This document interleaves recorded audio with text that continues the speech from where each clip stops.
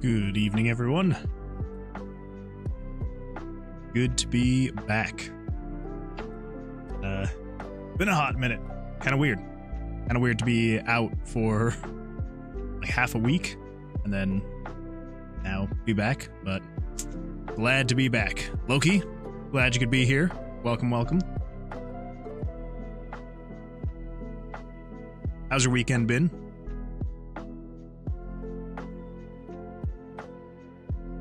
It's all been going all right.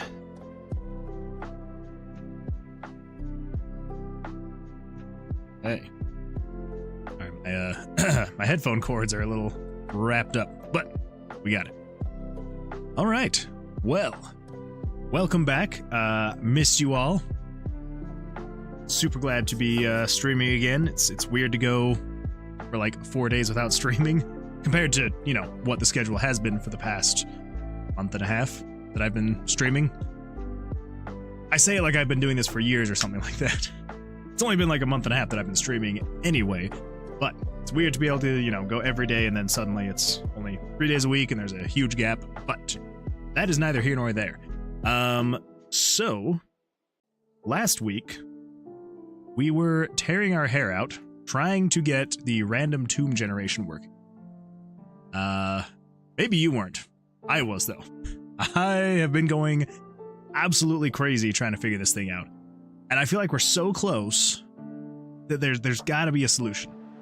So, I committed the ultimate game development streaming sin. I'm sure that's a thing. I decided today, for a little bit of free time that I had, to start working on the random tomb generation stuff, because I was like, there's got to be something, and I feel like I am so close to figuring it out. So, spent a little bit of time, and I think every time I've tested it, it's worked. But I don't want to say it's working, because I know that as soon as I say indefinitely, that yep, absolutely, not indefinitely, but as soon as I say that it's working, that's when it's going to break. That's going to be the next time it breaks.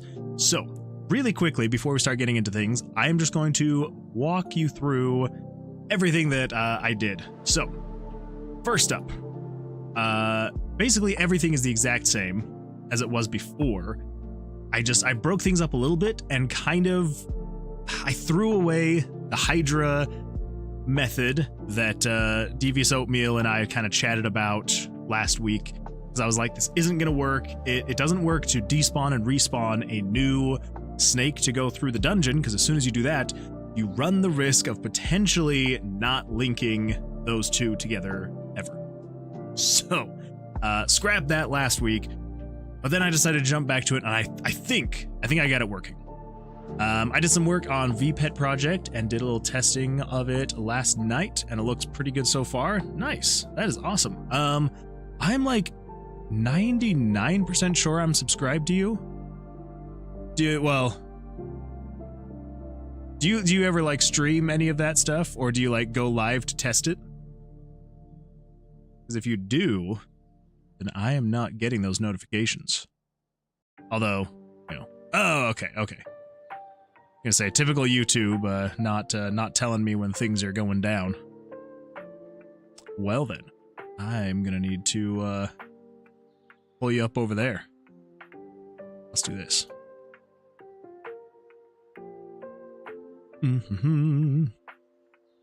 Guess I could always just grab your name from here. There we go. Follow. I don't know why I hadn't followed before. It yeah, needed to do that. I should have. I apologize. All right, got that on. We're good to go.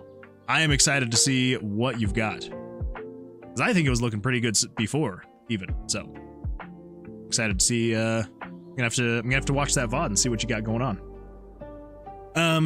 Okay, so the past one stays the exact same. It still just goes around the room with one snake and carves out a path to create the dungeon. And then the pass number 2, making sure that it's not too blocky of a dungeon. That is also the exact same. It just makes sure that it's not too big of just a block that it's generated. And then showing the layout, there's nothing changed there because it's just showing the map. So pass 3, I've split into 2 parts, and I will explain why. So part 1, super simple. All it does is it places the... We'll keep calling it the Hydra method. I have another idea for the name. Not that we really need to name our methods, but I have another name. I don't remember what it was. I wrote in a comment, so we'll see it later. Anyway, so it spawns the thing anywhere in one of the possibly generated rooms. It checks to make sure that that room has been generated, and if it is, breaks the loop, goes on to pass 3, part 2. If it hasn't, then it puts it into a different room, and so on and so forth until it gets it into a room. So, pass 3, part 2 is where I've done most of the work. So, I've tried to comment as much as I can so I can explain it to everyone as we're going through. So, first comment, Path Carver, that's what I called it. So I've changed the potential method being called Hydra method to the Path Carver method. I don't know, it sounds like a weird snake boss name almost. This is the Path Carver. Anyway, so if Path Carver has moved X times in an already spawned area, automatically despawn. No, that is a note for something we're probably going to try and implement tonight. So that is something we're going to try and add. That's not something that I've added. So, creating room layouts, pass 3, part 2. So this is moving the Path Carver snake. So basically what this if statement does is it says if the Path Carver has moved X amount of spaces, so 10, then choose a new direction. So it will move in a single direction up to 10 blocks. The hope is because the dungeons are only the max height of like rooms just going straight up is 10. You can never have more than 10 rooms in a row. So I figure even if a dungeon spawns and it goes 6 all the way across on the bottom, let me zoom in a little bit so you can see a little bit better. So even if it goes 6 across all on the bottom, and then if it goes all the way up, all 10 blocks, it will move in that single direction all the way up. So even if there's weird corridors where it just goes straight one way forever, it should get all the way. So it should keep us from ever having weird issues where it won't. But anyway, Loki says, yeah, that VOD is a sped up version, so 5 minutes per level. But the voting and everything works and got it to loop once the last evolution line is reached. That's awesome. Okay, so your most recent VOD is sped up. Okay. But do you have a full version? I would love to see your process. I mean, I guess I can always check. I don't have to. You don't have to point it out to me. I can go look. Yes. So that was the first big thing. Is I was like, just because kind of like how we had changed it over here on pass 1, or I guess this is pass 2. No, pass 1. Yes, pass 1. The snake has to go at least 2 blocks in its movement before it can change directions. And that helped a lot in making it so that it didn't create such boring and generic looking dungeons. So I kind of took that same idea, but then multiplied it by what, 4, 5, 4, 3, 3.25, 3.33, 3.33, something like that. Anyway, so did that. And then after that, so yeah, so it checks that. It checks to see if it's already moved 10 spaces, then set the variable to 0. If the variable's at 0, then choose a new direction.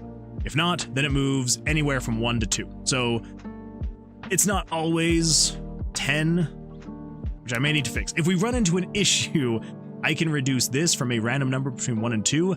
I can reduce it to just 1. So it will always move the max distance. But anyway, that will be eventually. So then kind of what we set up last week which was this whole, you know, this is if variable is equal to 1, when it's choosing directions, it's equal to 1, that means it's moving down. And so then it does all these checks. It checks if it's not on the bottom row, checks to make sure there's actually a room that it's moving to, and then if there is, it creates the door, right? So yeah, exactly how we had it set up last week. But then what I decided instead of having, because then after that, we had another pass that after it kind of went throughout the whole room, did its thing, there was a fourth pass, fifth pass, fourth pass. This is pass 3. So pass 4, on the fourth pass, it would go through and basically say, oh, hey, is this room to your left trying to connect to you, but you're not trying to connect to you? Okay, open up that connection then. Or, you know, oh, hey, is the room on the top of you trying to make a connection? Then open up that connection. So that was pass 4. But what I decided to do is basically just copy and paste that after it does this initial door carving thing. So it carves a door from the old room to the new room, and then it carves a doorway from the new room to the old room. So it just takes care of that in a single pass. Pharaoh Inkling, yes. You've returned, I've returned, everyone has returned. It's a happy day. It is a happy day. It feels actually really good to be back in front of the camera and developing the game, so making me happy. Loki says, I don't have one that uses the full timer, as that would be like 2 or so hours. All right, that's fair. I set it to 5 minutes so I could get through all the evolution paths during the stream, while it wouldn't get to the best route as there isn't enough time to raise stats. That totally makes sense. I completely understand. Yeah, you wouldn't want to just have, you know, it's like, hey, enjoy the VOD of it being 2 hours while we sit here and wait for it to evolve and for your stats to boost. So completely understandable. Yes. Okay. So that is the explanation for these sections here. So basically the exact same code we had from last week with a very minor tweak, basically just taking this exact same code and then adding it second down here. So same thing, if you're equal to 3, then you're going up. If you're equal to 4, then you're going right. So all of that is basically the same. Then we've got to check if there are any other rooms with an ID of 100. This is where we start reincorporating the Hydra method. Because even though last week it was the despawning and spawning wasn't working, hopefully it's working now. So we re-implemented this. So this, first of all, okay, sorry, my brain is running at 100 miles an hour right now. This is not that. This is to just check and see if there are any rooms that still need pathing done. So it's just checking, hey, starting at room 1 and working left to right, bottom to top, is any room currently at the ID of 100? If you are, start this whole process again. If not, move on to the next page. And then this is where I kind of made some changes. So, yes, Pharaoh Inkling, if you weren't here when I was explaining in the very beginning, I made some changes to off stream. I know I always say that I don't, and this is the first time I have, but I felt like it was just getting way too boring and just tedious to keep coming here and me just running into a brick wall over and over and over again. I'm sure if I was actually running into a brick wall over and over and over again, people would keep tuning in to see that. But running into a code brick wall gets boring after a while. So I was like, I'm going to see if I can figure this out off stream. I had like an hour or so today, and I think, I'm going to preface it with, I think I got it. Okay, so the thing that I changed. So every time it runs through this, so the snake will move 1 block, right? And then down here, it will add 1 to this variable. And once that variable reaches 40, it will despawn that snake and then spawn a new one, start the whole process over. I say it's a small change because obviously it's add 1 to a variable. Hey, is this variable equal to this? If so, do this. If not, do this. So it's a small change. But I think when we tried the Hydra method initially, I think we had this equal to like 5 or 6. It was moving like 5 or 6 blocks. Not a whole lot. So now it's 40. So it moves much further, which I hope will eliminate any chance of it ever spawning a room where there's not an actual connection. So we're going to see though. We're going to run a few tests just to make sure. Because the problem is that I can test this 1,000 times, but if just one time it doesn't spawn the dungeon correctly, then it doesn't work. Like that's just it. Even if there's a 1 in 1,000 chance, even if there's a 1 in a million chance that it could spawn a dungeon that doesn't generate correctly, then it doesn't work. And that's it. You know, we can't ever have it spawn a dungeon where it doesn't fully connect all the rooms. So, anyway, yes. So then all it is, it just, as soon as it's moved 40 times, despawn, goes back to this page, spawns it again, comes back over here, and starts moving again. And then all the stuff here is like, it's not needed, so I'll probably get rid of it after we do all the testing. But basically all this is doing is every single time it runs the snake one block, it jumps over this page and updates all the images so that we can actually see where the snake is going. So, with all of that backstory, all of that filling in, that is all the changes I've made off stream since last Wednesday, and we're gonna see what it actually does. So, everyone cross your fingers that this isn't the time that it decides to crap out, because that would be really sad if I've given it all this hype. I've tested it like 30 times now, and it's worked every single time, so I'm like, please, actually work. Let's give it a try. So, pull it up, spawns, and then this, you can actually see the Hydra, the path carver, working its way through the dungeon. Okay, there we go. It's done. I added some of these variables just so I could know how far along we are. So room is where the actual room that the path carver is in. So it's 1 through 60. And yeah, so it's kind of useful, kind of not. Direction, it's just 1 through 4, down, left, up, right. But then pathed, this is telling me exactly how many rooms have been pathed. So 61, there's not actually 61, but I just have it set to when the variable hits 61, that means it's gone through all 60 rooms and you're good to turn off this event. So let's go through and make sure you can actually travel through this entire dungeon. So if we were to spawn right here, we could move up over here. You can move up, but you can't come through here. So here's like an invisible wall disconnecting that. So you come over here, come up. All of this is connected. Over here is connected. Come back down. Over here, you can come all the way down this way. That's all connected. Okay, so there's no disconnected rooms. Perfect. Let's try that again. And we are going to try and find a way to speed up this method, because this is a bit too slow still right now. So, not great. But... oh no. Well, there we go. It's broken.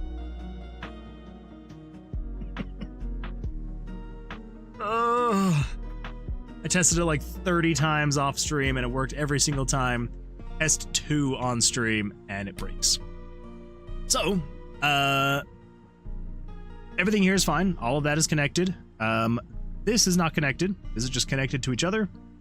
And this is disconnected as well. Balls. I thought I finally had a solution.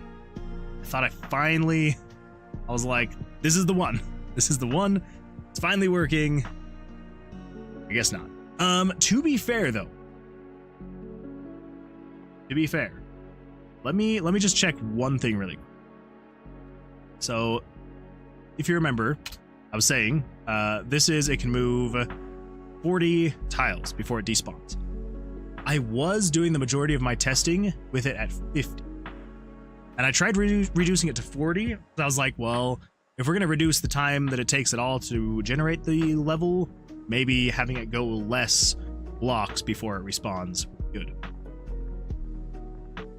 But that was not the case. So let's run this through a couple more tests. See, as you can see, like when it's at 50, it just seems to spawn much slower, which isn't great. Okay, well, this one's a pretty easy one because it is pretty blocky. So yes, all of that's connected. Fantastic.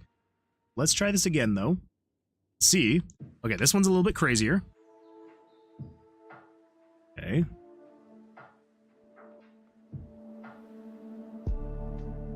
Kind of worried about this room here. Okay, let's see. So yes, you can get all up in there. Come down here. You can get over here. Can't go up that way, but you can come down this way, over this way, down, over. That stops there. Okay, so that one's good. I'm trying to find the generational sweet spot where hopefully it's going to be like just enough, but not too much. Crap. Nope. Then it's disconnected. Man, I don't know what it is about streaming this, but it just really takes the sales out of this generation thing. Okay, well, on the right side, we do have an option. Still, we have one more thing we can try, and that is the comment that I made up here. If Pathcarver has moved X times in an already spawned area, automatically despawn. So, how are we going to do that? Well, glad you asked. Okay. How are we going to do that? I think probably what's going to be best is, so it's going to move into, well, let's see. So this is the direction. That is the actual moving down. No, that's checking if you're on the bottom row.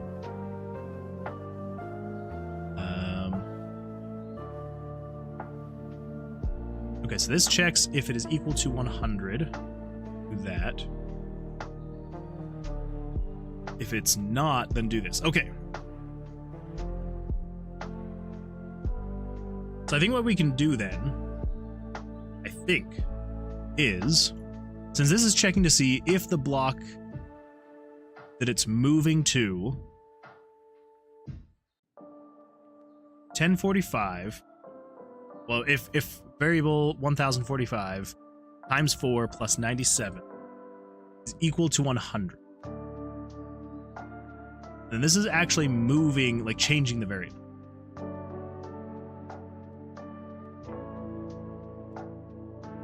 And then down here, it's also using 1045. So I think we should be able to, if we put an else handler here.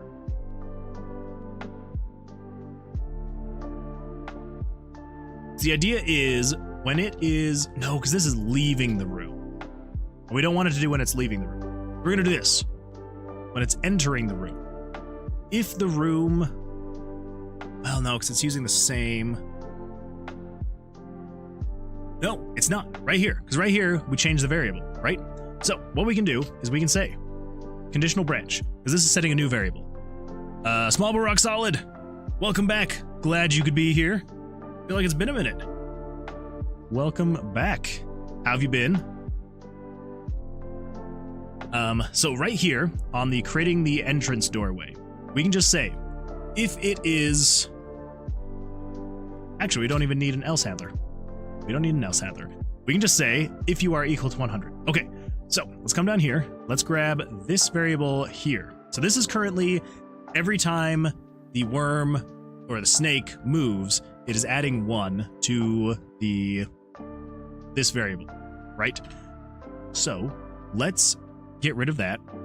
Let's come up here, and if the room that you've moved into is equal to 100, then add 1 to that variable.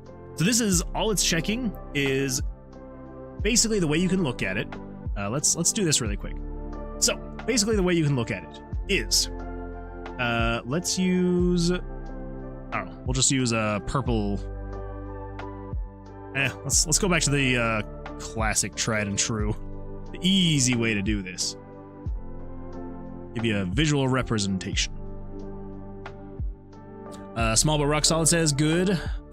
Playing some NWNEE with PRC 5.0. Testing a bunch of new classes / races. What's NWNEE? Oh, Neverwinter Nights. Okay. I gotcha. Awesome. That's cool. I have always meant to play with Neverwinter Nights. I never have, though. But is it fun? Is it a good time? How's the adventure going? It is going. It's been a bit rocky, over the past week, trying to get the random generation working. But we're so close. We're almost there. We're just working out a few more bugs. So I'm hoping tonight will be the last night that we're working on this. And I know if I say that, it won't be, but I'm still going to hope. Okay, so visual representation. So let's say, I'm horrible at drawing boxes quickly. Let's say the path carver, the snake, is moving through, right? And they're in this room. Oh, shoot. There we go. And they're in this room, right? And then let's say they move to the right. So they're leaving behind let's say a puddle of poison, okay? And then when they come into this room, when they leave another puddle of poison. So on and so forth. If they keep moving around from room to room, when they leave, they will leave that poison trail, right? Those are nice boxes. I appreciate it. Thank you. Yeah, they're pretty professional. So, the thing that this variable is doing, if it is... Oh, wait. Sorry, I was incorrect. We do need an else handler.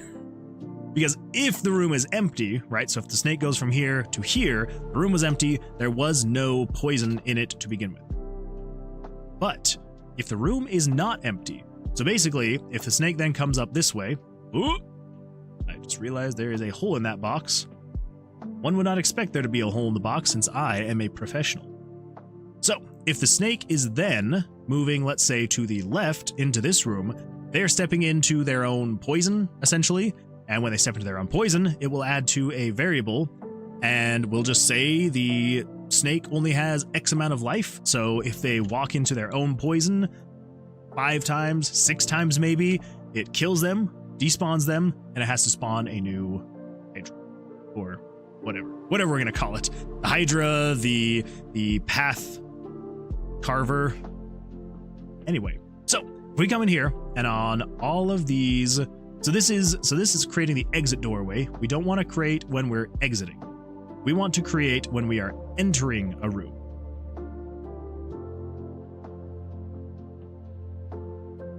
Right? Crap. Maybe?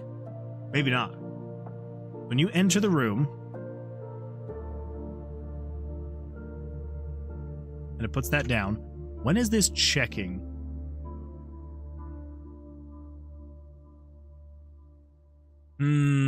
Okay.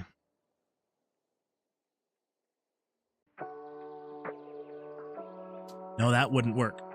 That would not work. I apologize. I thought that was going to work. So, this is checking to see what the variable is, right? When you are leaving the room.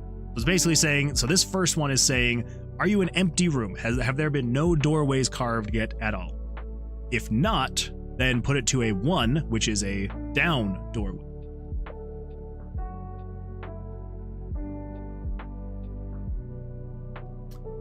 Otherwise,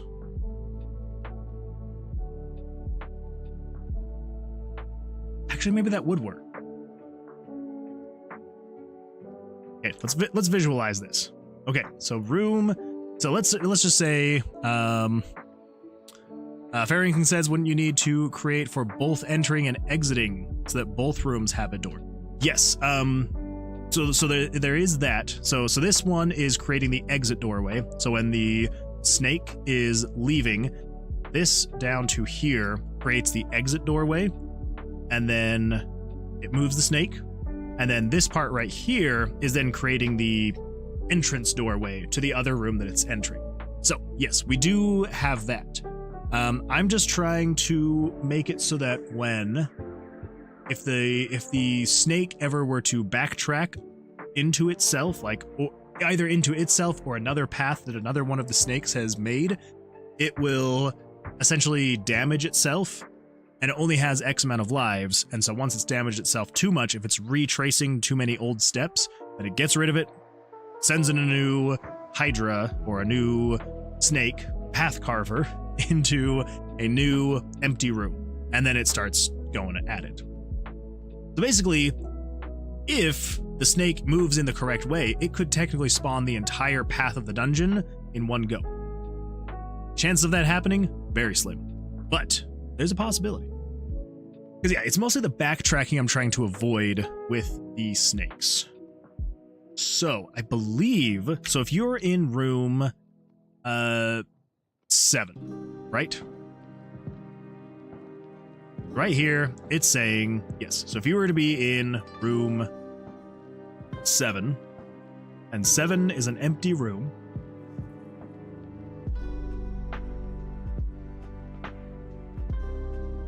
Then when you leave, it shouldn't do anything. It's when you're coming back into the room, which is here. So if you're going down, you'd be then going down to room 1. And it's going to check and see if the room is empty.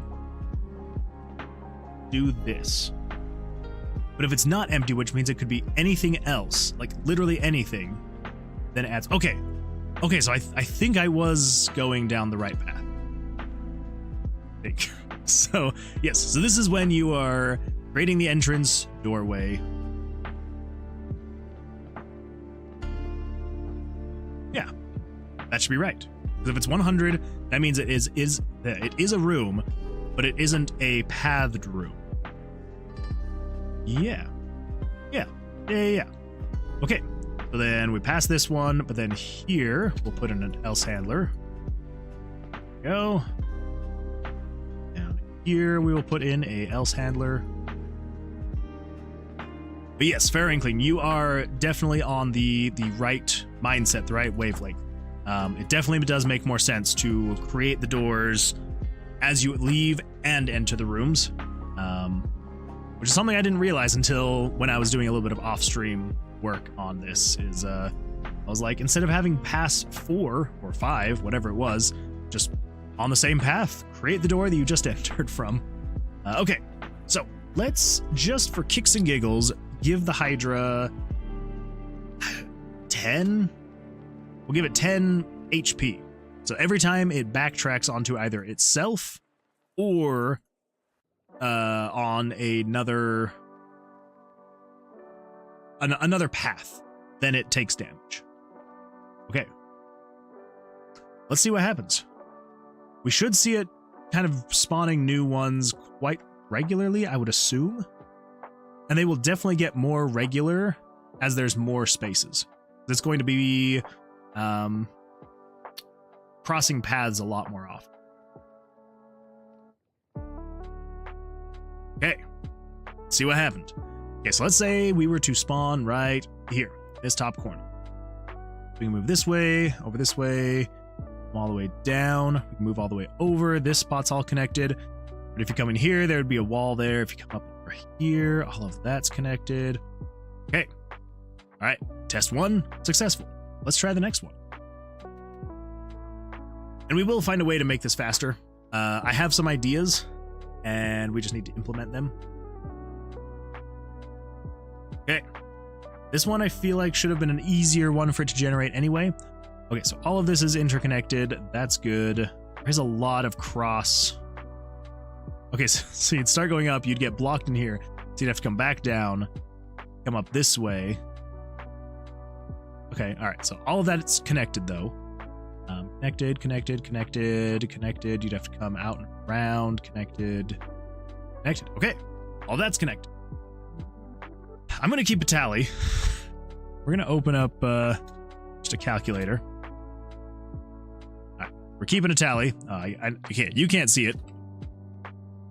Actually, let's do 1 plus equals. Okay, so that's 2. It's 2. I want to see if we can get to 10 without an issue. Here we go. Randomly generating. It's the sound of random gen. You never knew, did you?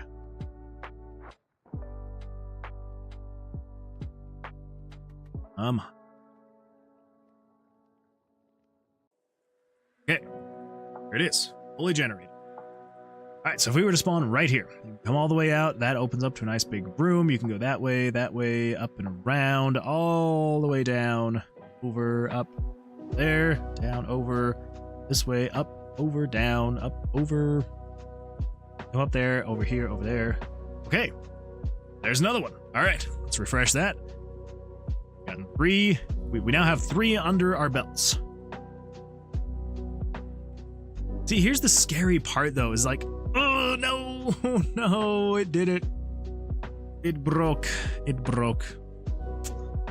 was going great. I mean, this was a pretty boring dungeon anyway, but it was going great. It's fantastic. And then right there, those parts are completely disconnected.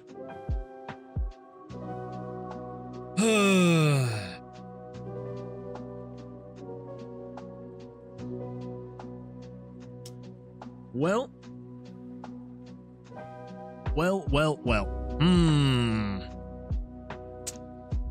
I just don't know. I just don't know. It's so close. I feel like there's just one thing that we're missing. And I don't know what that would be or how we would check for it. Because we need it to be accurate 100% of the time. 100% of the time. Like I was saying, if there's even 1 in a million times that it fails, then we're done. Like it can't work. Because if we are randomly putting the player in a different spot in each randomly generated dungeon, right? If we're like, hey, once all of this is generated, plop the player down right here, and it's going to fill it all with monsters and items and all that stuff, and then it's going to say, hey, put the exit here. If for some reason you can't get here, then there's nothing you can do. You can't leave the dungeon, right? So, bit of a problem. And I feel like it has a bigger issue on dungeons like this, where it's just a whole bunch of corridors and things like that. Which sucks, because I feel like these are the most intriguing looking ones. And like, these are the ones that I want to work more than anything, because I feel like they would just be more fun to explore. There's a lot more bobbing and weaving and moving around. And like, look at that. Like, it worked. Everything's fine. It spawned. It's all good to go. Fantastic. Yeah. No. Okay.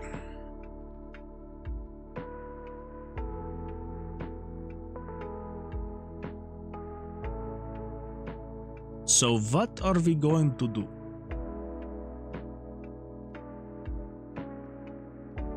Yeah, there we go. That's all spawned and it's all fine. You can get to every single spot. It's fantastic. This is where I almost feel like there needs to be another kind of check, but I don't know how to make it check. I don't. Because the thing is,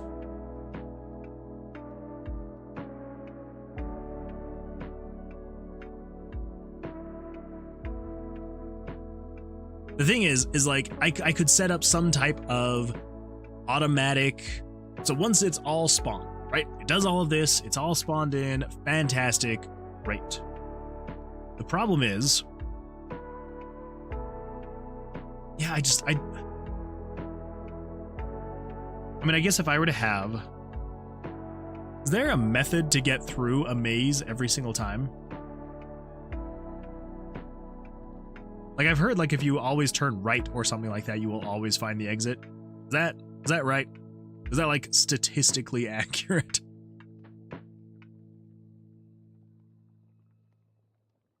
Or is it left?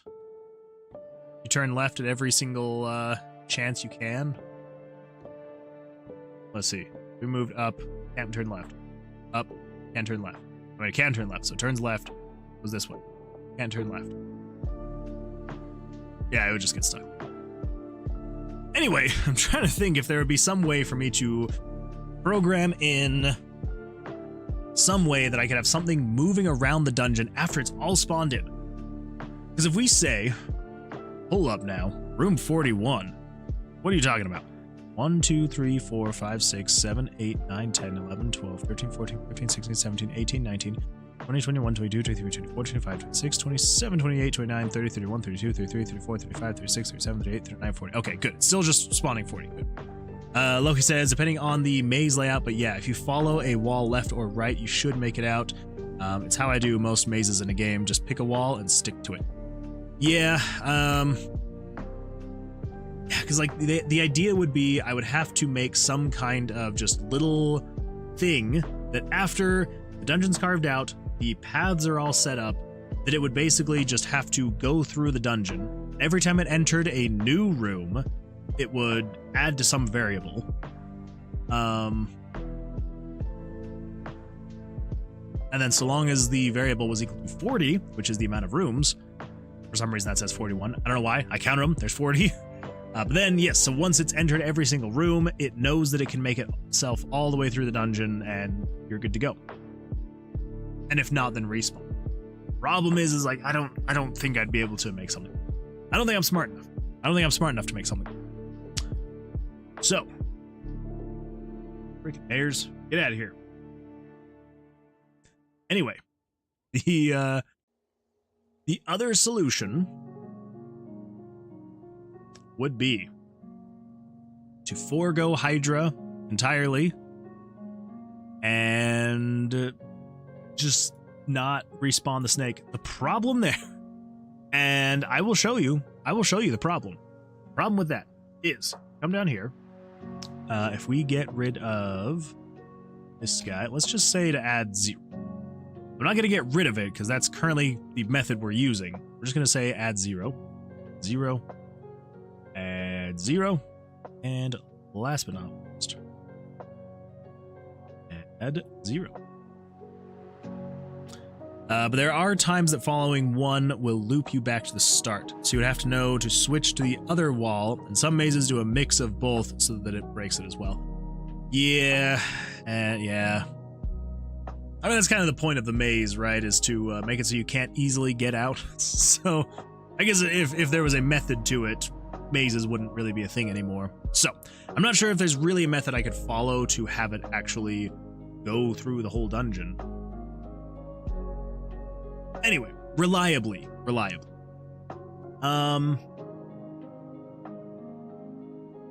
Okay, so this is just despawning. We don't need to worry about it.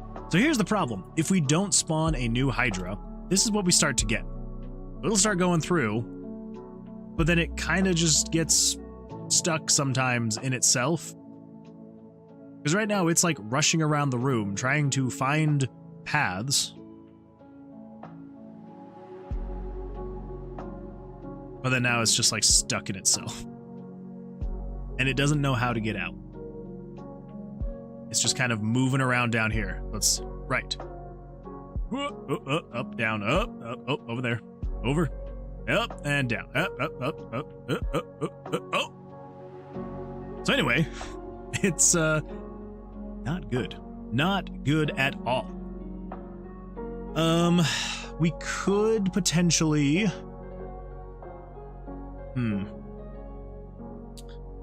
Small Rock Solid says, would raising its health help? Is the problem occurring when it backtracks and tries to respawn after 10 attempts? What if you increase it to 100? We could try that.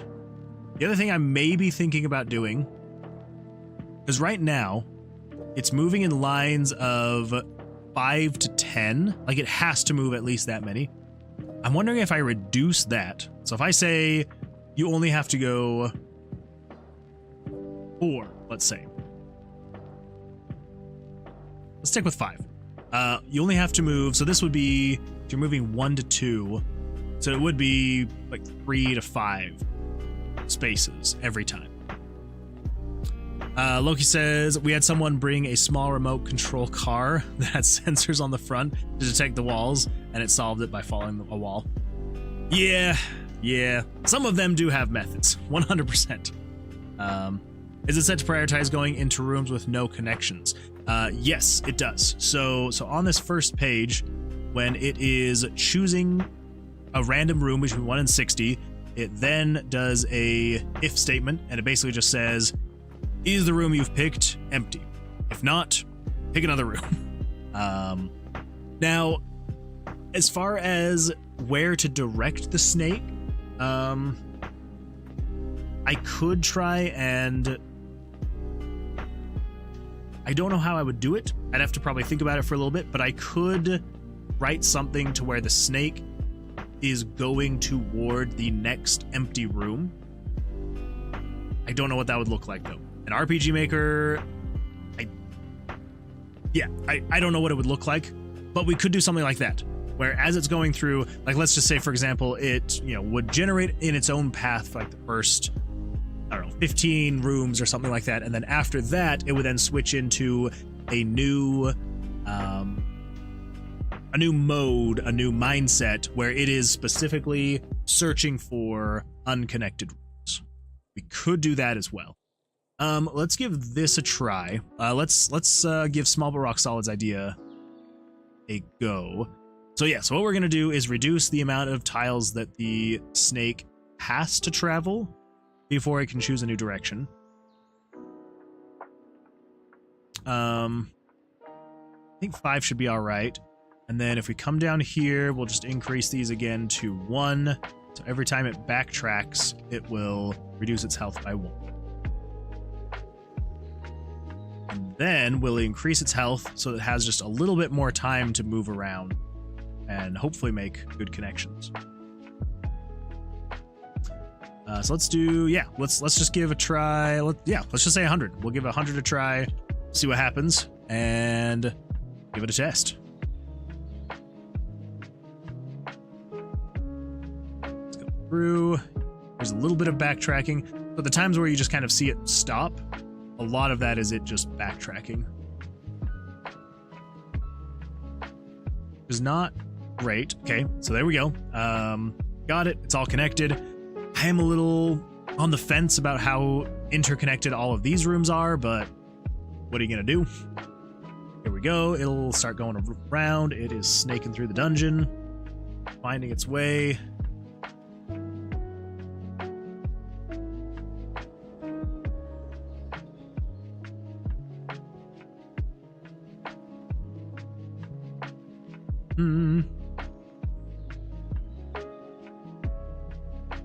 Okay, that's good to go. I think because we know we've got basically this process working and figured out, I think I'm going to go in and update the graphics so it's not this weird blue and green thing, so we can kind of get a better idea of what it should look like eventually. But that was another one. It all worked. Okay, so let's get rid of that. We don't need that example anymore. Let's pull images, pictures. We're going to go for rooms. 1, 2, all of minus U. And eventually we will redo these rooms entirely, but for now, we can just get rid of the green. I think that'll help in kind of just better seeing what we're looking at, right? Let's just fill in the green on all these guys. It sucks because they're so small, it's like hard to get it just pixel perfect to the point where it actually fills in the green. I'm like, do I really want to zoom in every single tick? Like, I can do that. It makes it a little easier, but I guess it is faster than having to click multiple times just to get into the green.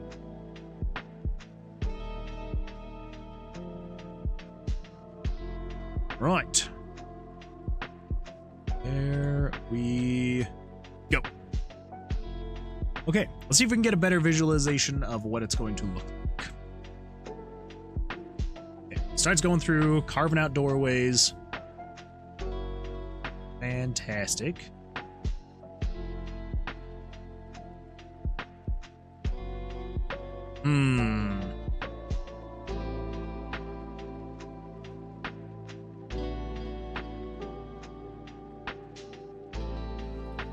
Maybe I should have actually kept it.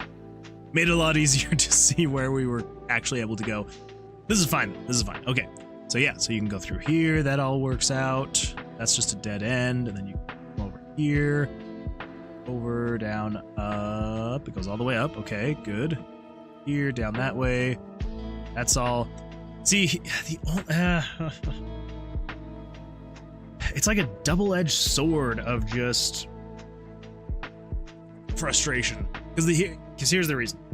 The reason why we decided to incorporate and try the Hydra method that we were working on was because if a carving snake was carving for too long, it would just do things like this. Like, it would basically just like go in circles and just carve out like every single doorway possible. It's like basically all of these, all these are interconnected, which is fine. It's fine, but it does just kind of get to the point where you're like, kind of boring. But then when you have rooms like or floor layouts like this, where like it's much more corridory and there's not as many like big rooms, it would need to have a method like this where it can go further so it can actually interconnect every single one without running into issues of, oh, now this is disconnected, right? So, and it's just taking forever. Come on. There we go. Oof. Okay. So if we were to start here, come all the way down, over, we couldn't go up that way. So come over, we can explore this whole thing. Oh wow, that is a horrible. I mean, it connects, but you'd have to like go all the way in and loop around like that. Arrow. Come up here, you can come down this way. That's all connected, that's connected. That is all good to go. Yeah. So rooms like this, absolutely fantastic. That is totally fine. Absolutely fine. Okay. Well. I also think the blue is throwing me off. Here's what we're gonna do. It's gonna be a little boring. But how much room are we? This is 8. With 20? Ooh, not even close. 16. Well, there we go. Maybe I should actually count before I start adjusting numbers. Might make things better. Okay, and we'll just kind of do that. This is just going to be a even better visual representation of where we can and can't go once the room is spawned. Anyway, so it seems like this method, we've only tested it like twice now, but it does seem to be doing better. We may still need to go back and change some things. Pharaoh Inkling, I think you may be onto something. I think you may be hitting the nail on the head, which is have the snake actually prioritize moving toward rooms that are empty. So, because right now the method that I'm doing that with is I'm just making it so that when it respawns a new snake, it spawns it into a room that is currently. That doesn't necessarily mean that it's prioritizing and going toward a room that is empty. So we may implement something like that. That may actually be what we need. Hope though is to figure something out sooner rather than later. We can move on to bigger and better things, you know?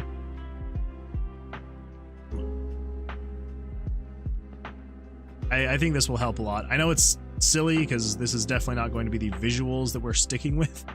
I'm like, anytime I'm spending doing this, it's just kind of wasted time. But again, it will help give a good representation of paths we're following and all that fun stuff. All right. Here we go. Fantastic. Incroyable. Okay, I think that's better. Okay, it's gonna run through. It's gonna try and connect everything. Fantastic. Yeah, that's way better. Okay, come on, Snake. Hurry it up. Got 2 more rooms to go. Go. Here we go. Okay. Is everything interconnected? Kind of hard to differentiate between, so you've got like this dark gray, but then you've got the black. And that is really hard to differentiate. But as far as like the actual black goes, so the tiles, everything seems interconnected. A little bit of stuff here and there to kind of throw some craziness into the mix. Let's go a couple more times, just to make sure. So I do worry about some of these.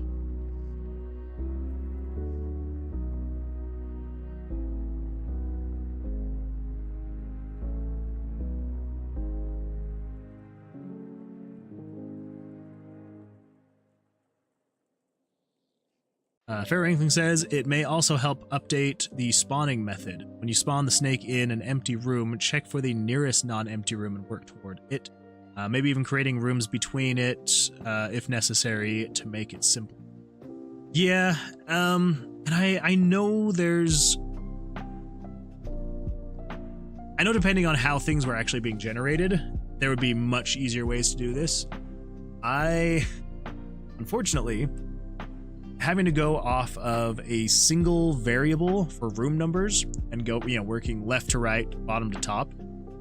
The weird thing is, and I found ways to get around this, but like, so, this is room 1, and then this is room 7. And so I'd have to like offset, depending on the direction that it's moving, I would have to either be increasing the variable by 1 or decreasing it by 1 if it's going left to right. Or if it's going up and down, it has to increase or decrease by 6. So it makes it a little tricky when you're moving things through. Because, it's like this room, right? Being 7, it's empty. And if I was over here in room 6, 12, 18, to get over to room 7, it just, I don't know.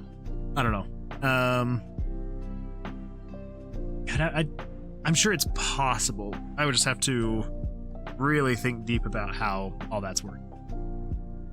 But again, it looks like this one spawned okay. It is kind of slow still. I'll find ways to increase its speed.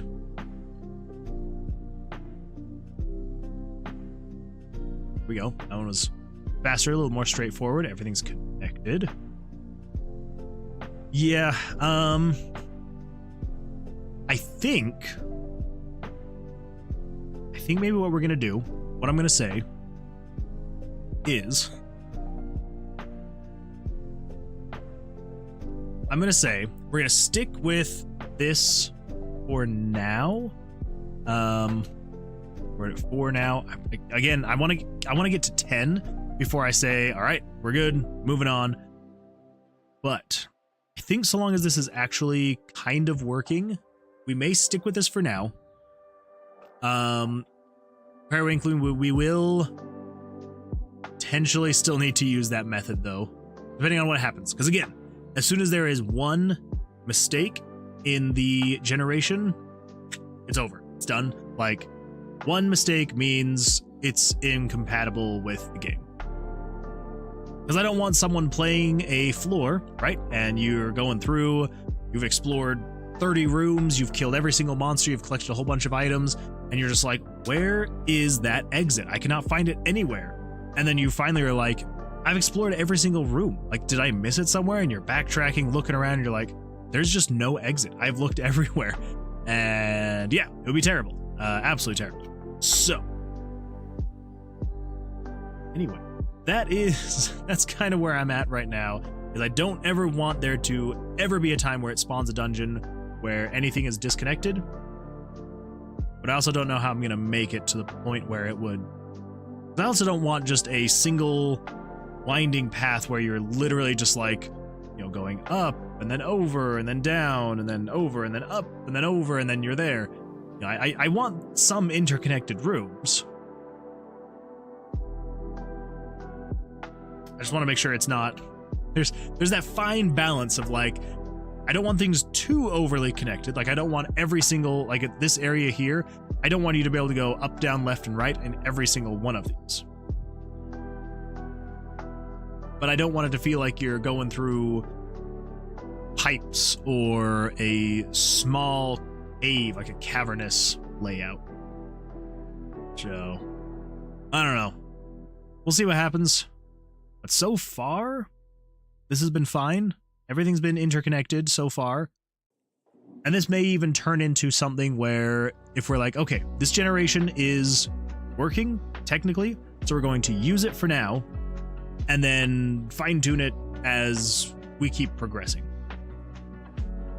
We'll see. We'll see. So far, we are at 7 now, I believe. Let's just generate a couple more, see what happens.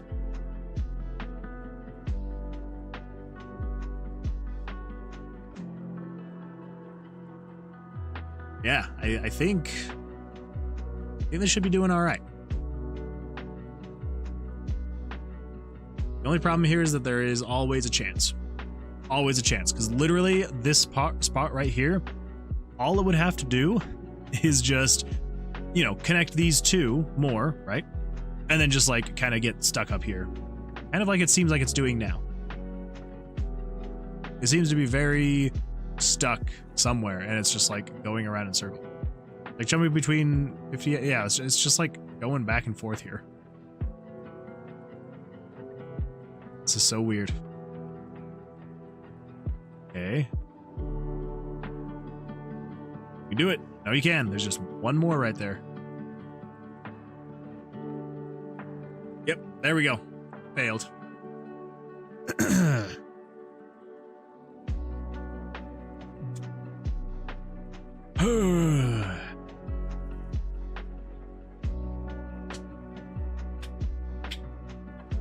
Yeah, and all of that's connected, but then that is not. Okay.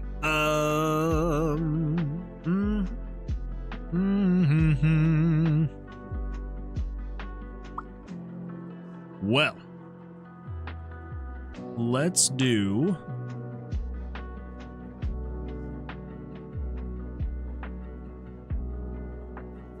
Small But Rock Solid says adventurers spawn in a non-connecting room. They must use the teleport gem. I have thought about potentially doing some type of teleportation, but wasn't sure how I was going to do it. And then this way seemed a little bit better. So kind of went off of that path, but we may have to, if we need to, go back to that method. Yeah, I think the biggest issue is when you are, I close that other one. Did. So let's make some terrible squares again. The problem is, right, and this was the issue that we were running into originally anyway. So if you are creating rooms, right, let's go with like a 10. If you're creating rooms and you're just going randomly throughout and none of them are connected, you have technically spawned X amount of rooms and they're there, which is fantastic, but none of them connect. So the idea for doing it this way, like having the snake, right, is so that every single time it spawns stuff, it will all be, there will always be an actual connection. You know? And so that's why I did it this way.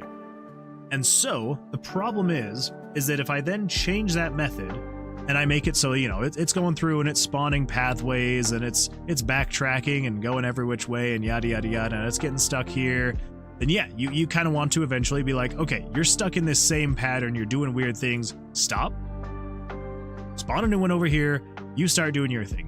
And it starts going around and everything's good and dandy and it's making great stuff, it's connecting a whole bunch of rooms and yada, yada, yada. And maybe it gets stuck a time or two, goes up, goes down, and then it's like, okay, you're going too many circles again. And then we get another one, and it's great. And then, you know, you do eventually run to the point where it's just backtracking on other older paths too much. So you're like, all right, spawn one more. And it's like, okay, well, let's spawn up here. And then it starts going around, and it's weird paths, and it's going, yada, yada, yada. And then it's like, okay, well, you've connected all the rooms. Stop. But it technically hasn't.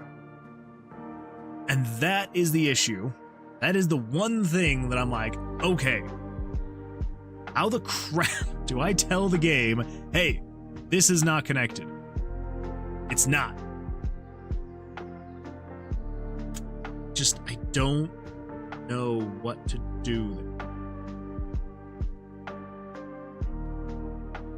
Yeah, I don't know. I'm at a loss.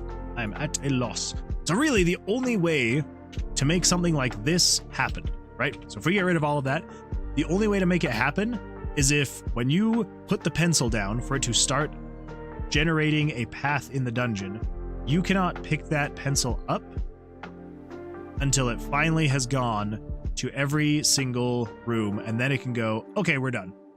Because then there is an interconnected labyrinth and maze of connecting paths. But then the issue is when you don't pick the pencil up, it goes around in too many loops and it can go crazy and up and down and up and down and up and down and left, left, left, left, left, left, left, and circles and circles and over here and down there and up there and more circles. And anyway, so I think, yes, the way to probably get around that is what Farrowinkling is suggesting, and that is the snake is traveling toward an empty room.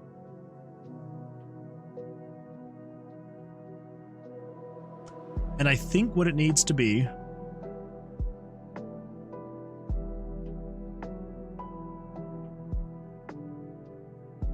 I don't think it can be nearest empty room. I think what it maybe needs to be is just random empty room. But then I have to start dealing with pathing. And pathing, I know that I will not be able to do.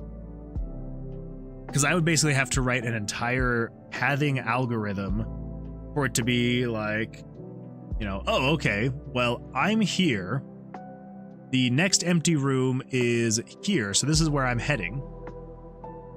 I couldn't just say, all right, cool, you're in room, 21, so you're going to move 22, 23, 24, 25. Because 24 does not exist. So it would somehow need to know, okay, so you need to go from this room down, over, and up to get to that. And I don't know how to make that kind of algorithm. I don't know how pathing works. Pathing, I have looked up some stuff on pathing, and it gave me a whole new appreciation for any game that has pathing, which is every game, basically. It's crazy. Like, actual logical pathing, it's nuts. I mean, obviously, it's built into a lot of engines now, and it does its thing. But actual good pathing, terrible. Anywho, so if we were to do that, we couldn't necessarily just pick a random spot and be like, okay, you are here, you need to get there.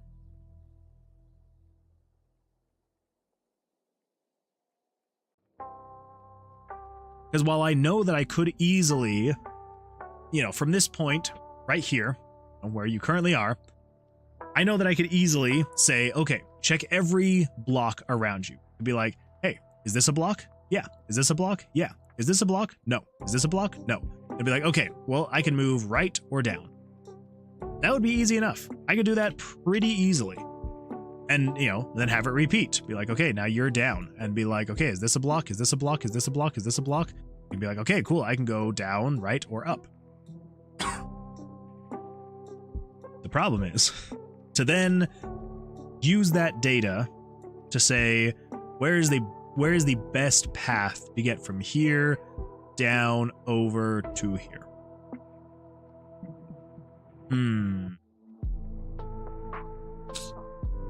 I don't know if I can do that. It's probably the right way and what we need to do, but my dear Pharaoh thing, I don't know if I can do it. I don't know if I know pathing well enough to be able to do something like that. Okay. So what is the other option we have? The other option is we say we could, if we turn this down to like 50, let's say.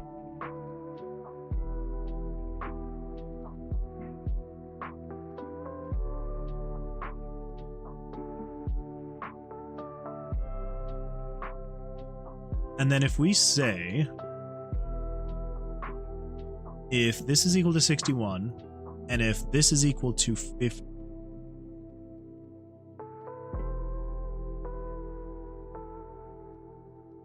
so basically using this conditional branch, so not only would we say, hey, have you checked all 60 rooms and do they have a path to them? Yes, great. Then this would also say, hey, does the snake have any more movement?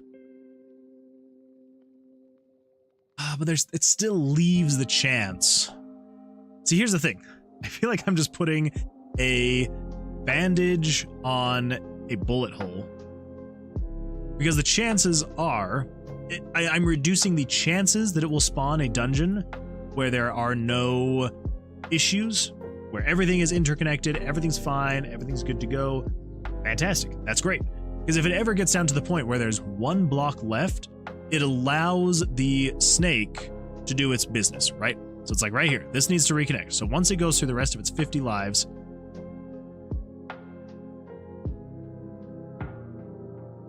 oh crap.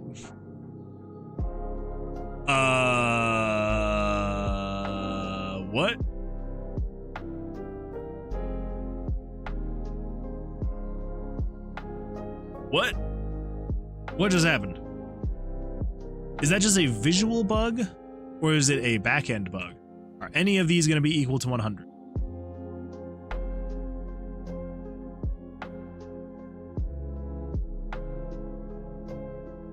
Okay, so that's just a visual bug.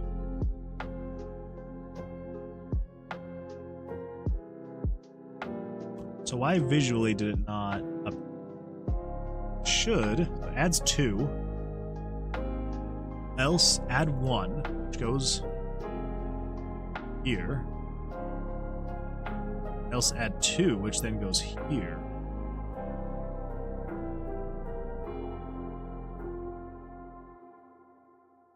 What?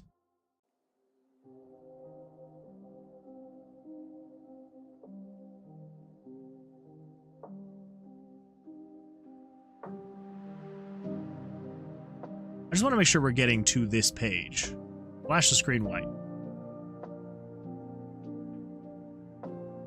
I just want to see.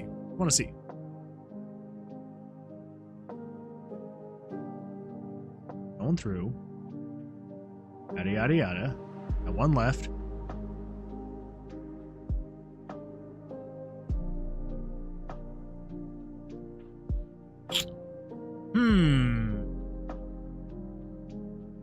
Curious.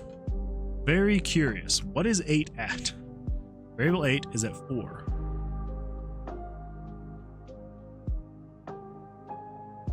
Huh? So 4 means it's still on this page.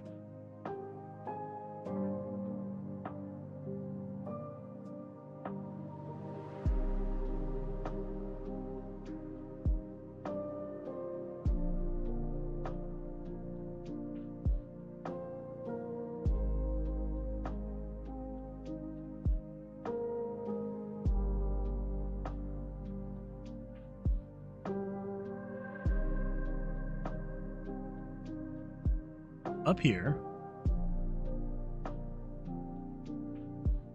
variable 8, right? No, variable 1111. What's adding to variable 1111? Is it to 0? Up here at the top.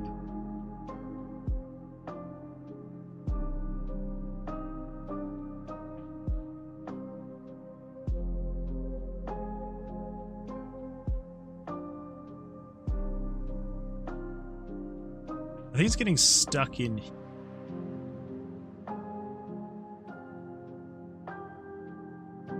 You're equal to 61, and you're equal to that.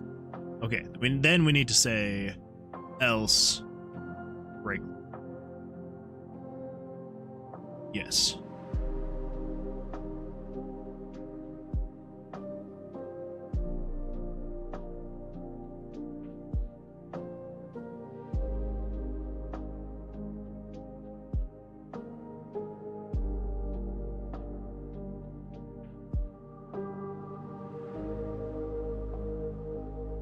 Okay.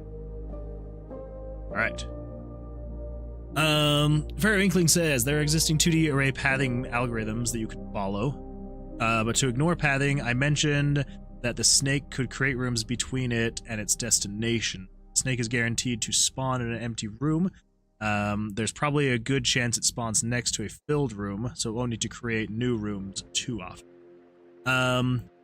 That is true. Absolutely. And it's something that we could do. The only problem with that, and it kind of comes down to restrictions of the engine. So every single one of these tiles is a picture, right? So this right here is showing 40 picture layers. RPG Maker is limited to 100 on the screen at any given time, which is extremely limiting, especially when you're trying to make something like this, because there is a lot of pictures that I have to use to show what I'm trying to show, right? So like every single dice in the inventory is a picture. The player's image, the monster that shows, the rooms, the transition images, the cards, like every single one of those is an image layer. And when you only have 100, you can run out pretty quickly. So I believe 40 is the limit on how many map image layers I can use, so that I make sure that I have enough image layers for the rest of the game. So that's kind of why I limited it to 40 rooms. We could reduce that to 30, so that we have a little bit more to work with, so that as that snake is pathing, kind of like you'd mentioned, it can create those rooms. That is something we could do. I would just have to reduce it to 30 instead of 40. That's interesting. Weird that they need to limit that.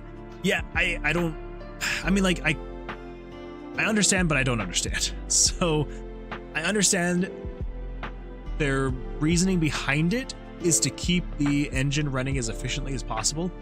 So obviously, the more images you have on screen at any given time, it will run the risk of reducing performance. And they wanted to make sure the engine could run on anything from a cheap mobile phone to a gaming PC to consoles and things like that. So I believe the reason why they limited it to 100 is just because they're like, well, if you ever have 100 images on the screen at once, anything more than that and it could potentially tank the FPS on a very low-end machine. But the fact they don't have a way to get rid of that limit is really frustrating. You can with scripting and script calls. It's like if I were to come in here and say, where is, that's that. Let's come over here and we'll grab the show picture. If I throw in this guy right here, we just actually, let's make a new map for this just to be safe. So come in here, parallel process. We show picture number. Whoop. We show picture 500. Show. Let's just show this guy. Variables, yada yada yada. Show him at 1 with a x value of that 640 by 360. I believe I can just show image on layer 500 at a weight. I guess I also need to be in this room, huh?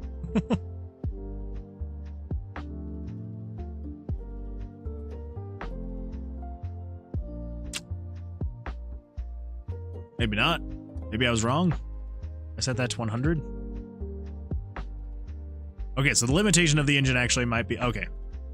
So the limitation of the engine actually goes much deeper than I thought. I thought with JavaScript I could just say, hey, do this thing and we'd be good. Yeah, apparently that's not the case. I thought it would be. Yeah, that is not the case. Anyway, I know there are scripts that I can download that allow me to put images on the screen that aren't technically considered like an image layer. But again, it just does weird things, which kind of sucks. So yeah, very weird. I don't understand why they hard limited it so much, but they did. Because I'm pretty sure you can create a map that is, let's see, what is it? Yeah, 256 by 256 tiles, and you can fill that entire thing with events, and it'll let you. And that will bog down a computer much faster than pictures. So I don't know why they did it that way, but it does create quite the constriction when it comes to placing images. And yeah, the way that I'm doing all of this is just with images, as it's the look and feel that I really want. So, okay.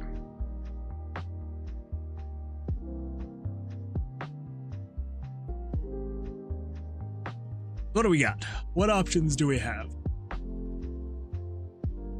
We can continue with this single snake method.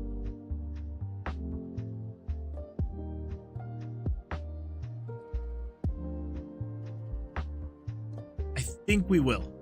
I think we'll just stick with this for now. I may, in whatever free time I can find, look up the pathing algorithms, because I know 100% that there are like full like documented processes of how people have accomplished that, and I'm sure that I could derive a little bit of information from that and figure something better out. But for now, I think we should be able to call this good. I mean, it could still error out at any given time, which would suck. Absolutely. But I mean, that's the name of the game, and sometimes it sucks, sometimes it doesn't. We'll figure it out eventually. For now, though, this seems to be working. So, happy freaking day. I think we can put this behind us. We can say, all right, it's working. If any bugs pop up, we'll work out the kinks eventually. For now, it seems like the random generation is working. And really all it's got to do is just do not pick up that pencil, right? Oh wait, it is currently picking up the pencil. That's why there's a potential issue. Well then, the way we're going to do it is if it does pick up the pencil and put it back down to start drawing, it lets it draw at least another X amount of tiles before it finally throws in the towel. Anyway, okay, cool. So, what does that mean? Well, that means we can, I would say, start implementing this in the game. I would say what we need to do, though, is we really need to redo all the variables. Because right now these are relying on a whole bunch of variables that I should not be having it rely on, but it was just for testing purposes, and so we need to actually go in here and set variables.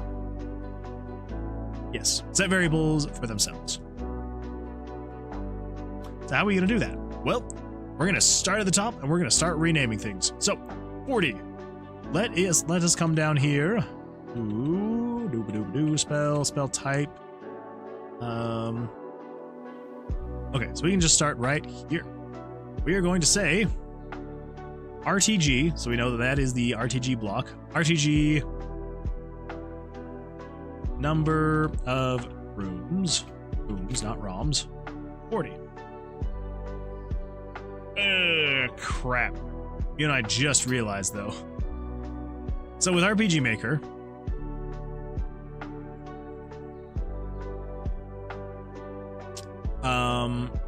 yeah.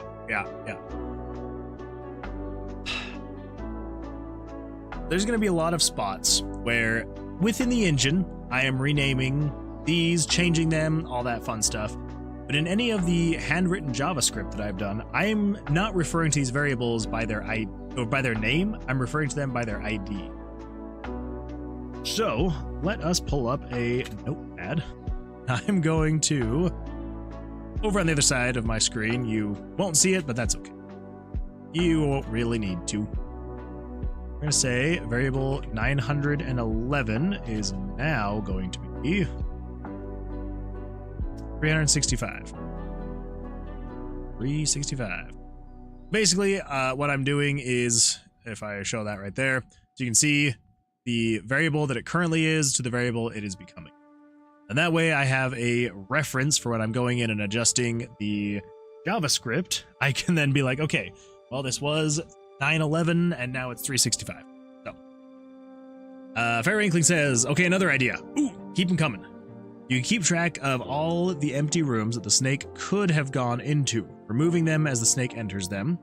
When a snake needs to respawn, it respawns in one of the empty rooms and first connects to the pathed room that discovered it before continuing on its original snaky pathing. I can also stop spitballing ideas if it's getting annoying. I know I get annoyed when people backseat in my code too much. You are totally fine. Any and all ideas, keep them coming, 100%. That is probably like the hardest thing about being a solo dev, is not really having anyone to bounce ideas off of. It absolutely sucks. So there is no problem at all. If you've got an idea, bring it in. Removing the snake, let's see. Yes. Removing them when the snake enters them. So we are technically doing that. So when we spawn the rooms initially, we give them all a variable ID of 100. And then as they get pathed out, they're getting their specific 1 through 15 IDs. Basically, the way to check and see is if a room still has an ID of 100, that means it is a room. It just hasn't been pathed yet. And if, oh, never mind, that wouldn't work. And then I was thinking of some other way, but then I just realized it would defeat the whole purpose of everything we've done. Yes, so we are tracking for that already. So we are doing that. When snakes need to respawn, it spawns in one of the empty rooms, which we already do, and first connects to the pathed room that discovered it. So are you meaning? So would it path back? Sorry, I'm like trying to figure out what you mean. So spawns into one of the empty rooms and first connects to the pathed room that discovered it before continuing on its original snaky pathing. So let's just say, for example, so these are spawned rooms, but not pathed rooms. So you saying something like, so the first snake starts going, right? And it's going through, it's creating the paths, everything's fantastic. It kind of gets into a little bit of a loop, so that kind of sucks. And then maybe it comes down here, does one more, and then it needs to respawn. And then let's say, so this is where it ended, right? So then are you saying, so then if, say, a snake starts here, it would then basically try and make its way over to that room?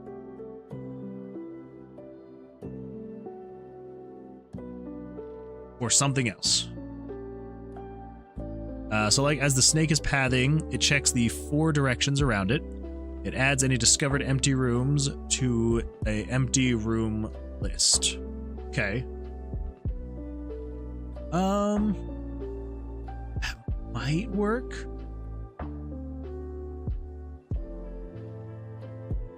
That could, well, let's see. Checks the 4 directions around it. It adds any discovered empty rooms to a new empty room.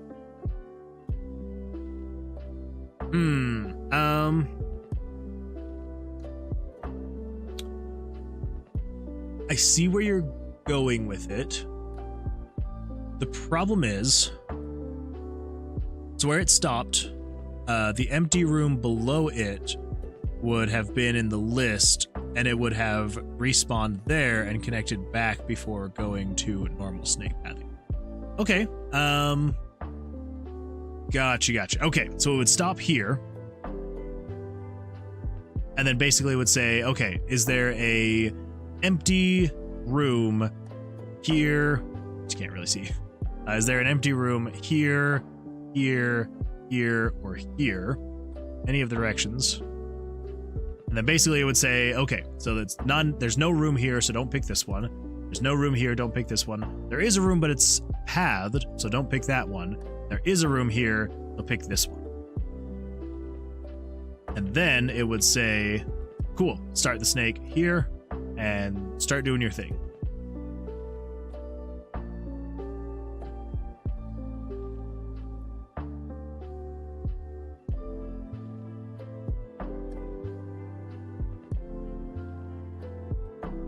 let's see.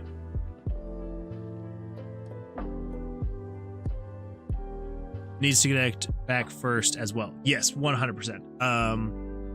Yeah, so whichever way it goes down. I guess something we could also, well, yeah. So I was gonna say, like, something else we could also try is if we despawn the snake right here, and then we say, all right, cool. Well, there's an empty room down here, so connect here first, spawn here, and then start going again. The only kind of weird thing that could potentially happen is, you know, if we're going through here and then the snake dies right here, right? It would then check and be like, okay, well, there's no room here, there's no room here, there's no room here. There is a room here, but it's not empty.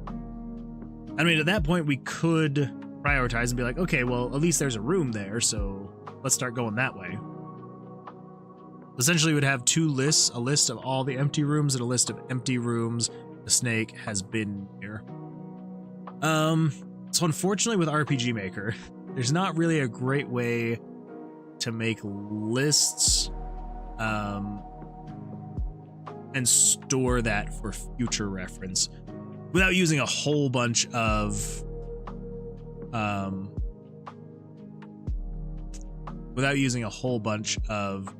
variables, because you can't store strings in variables, which sucks. So they kind of dumbed down the JavaScript a bit. So yeah, it sucks, but again, it's a limitation on the engine, which isn't great. As far as the looping around goes, we could do that.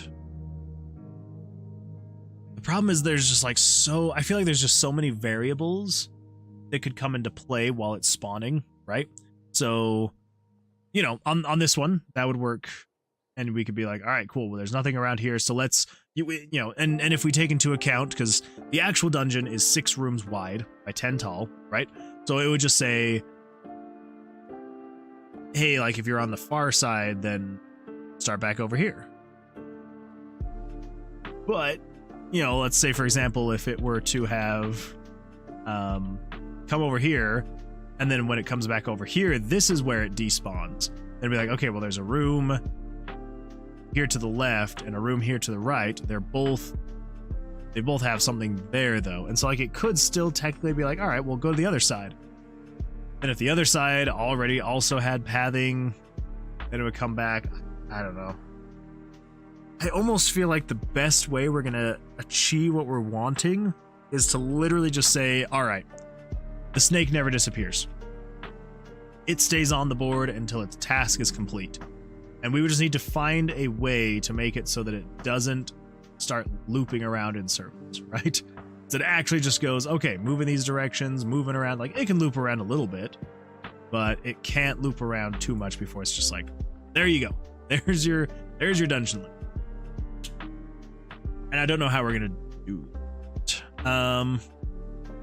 I do really like your idea, and I feel like it lines up so closely to all the ideas that I've been thinking of, which is, it's like, it's close, but it's just like, it's almost there, but then there's either some limitation of the engine or just something weird, and it's like, well, scrap that, never mind. Oh, I don't know. Jesse, hello, welcome to the stream, glad you could be here. I'm sure you are very surprised by the fact we're still working on random gen.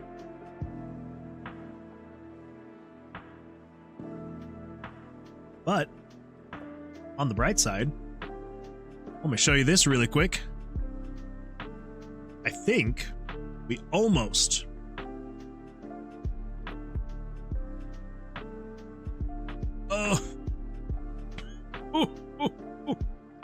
that scared the crap out of me. I thought I had broken that thing to oblivion.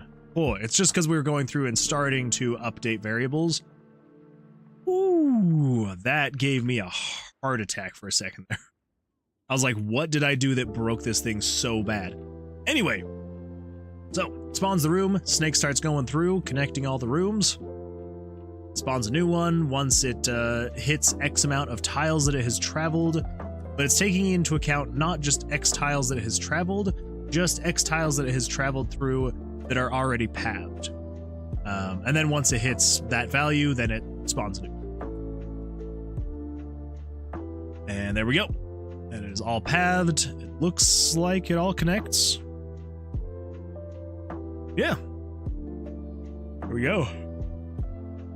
Jesse says, nah, random gen is hard. I've been there before. Yeah, it's not fun. I think this is enough to make me go, I don't think I ever want to do random gen ever again. I once was working on a very simple roguelike with simple world generation in pure JavaScript. Yeah. See, you say simple? I'm sure it didn't feel very simple once you started doing random gen, huh? It's very complicated stuff. Very not great.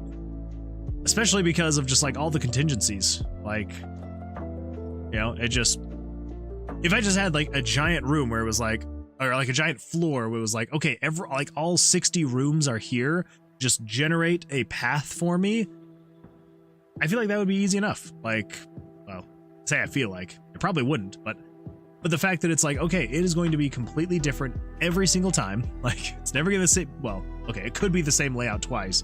It's just a astronomically low chance. So it's like you have to take into account the layout of the floor and then all the different ways you could go. And I'm trying to make it so you can't just go everywhere, but terrible stuff. Anyway, but I think we have finally gotten it to a point where it's functional enough. We haven't had any issues yet with this newest method. Everyone knock on wood, because we very well may run into some issues.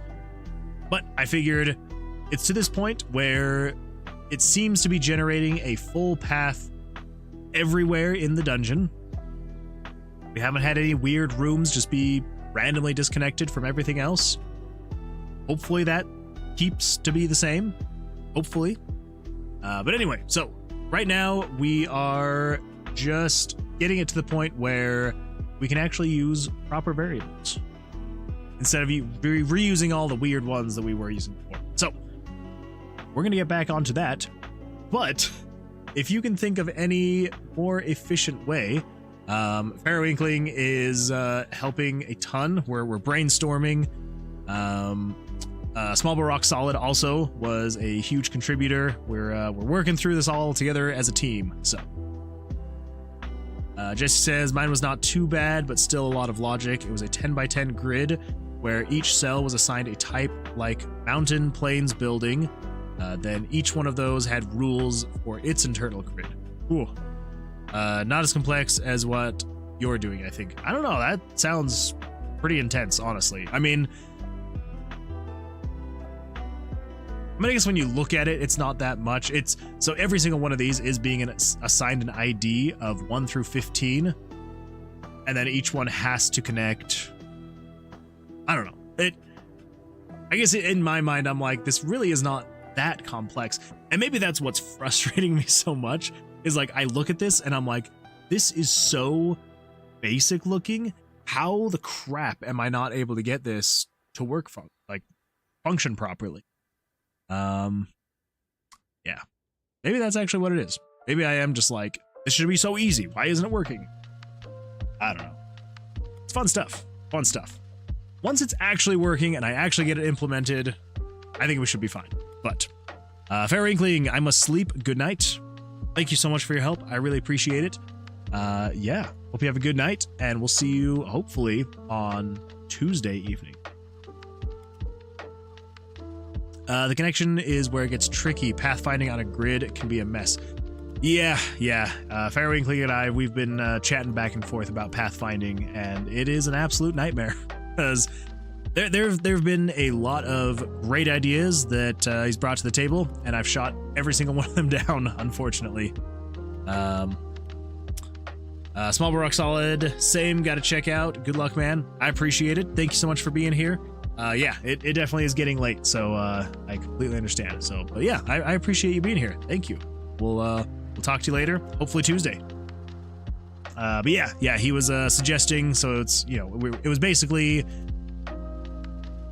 we wanted to implement. So right now all the movement is random, right? It just starts in a room and it just starts going around, and it can go around in circles and do all sorts of weird things, and sometimes it gets stuck and it can just kind of get stuck in a loop and it's going crazy and doing stuff, and it's not great.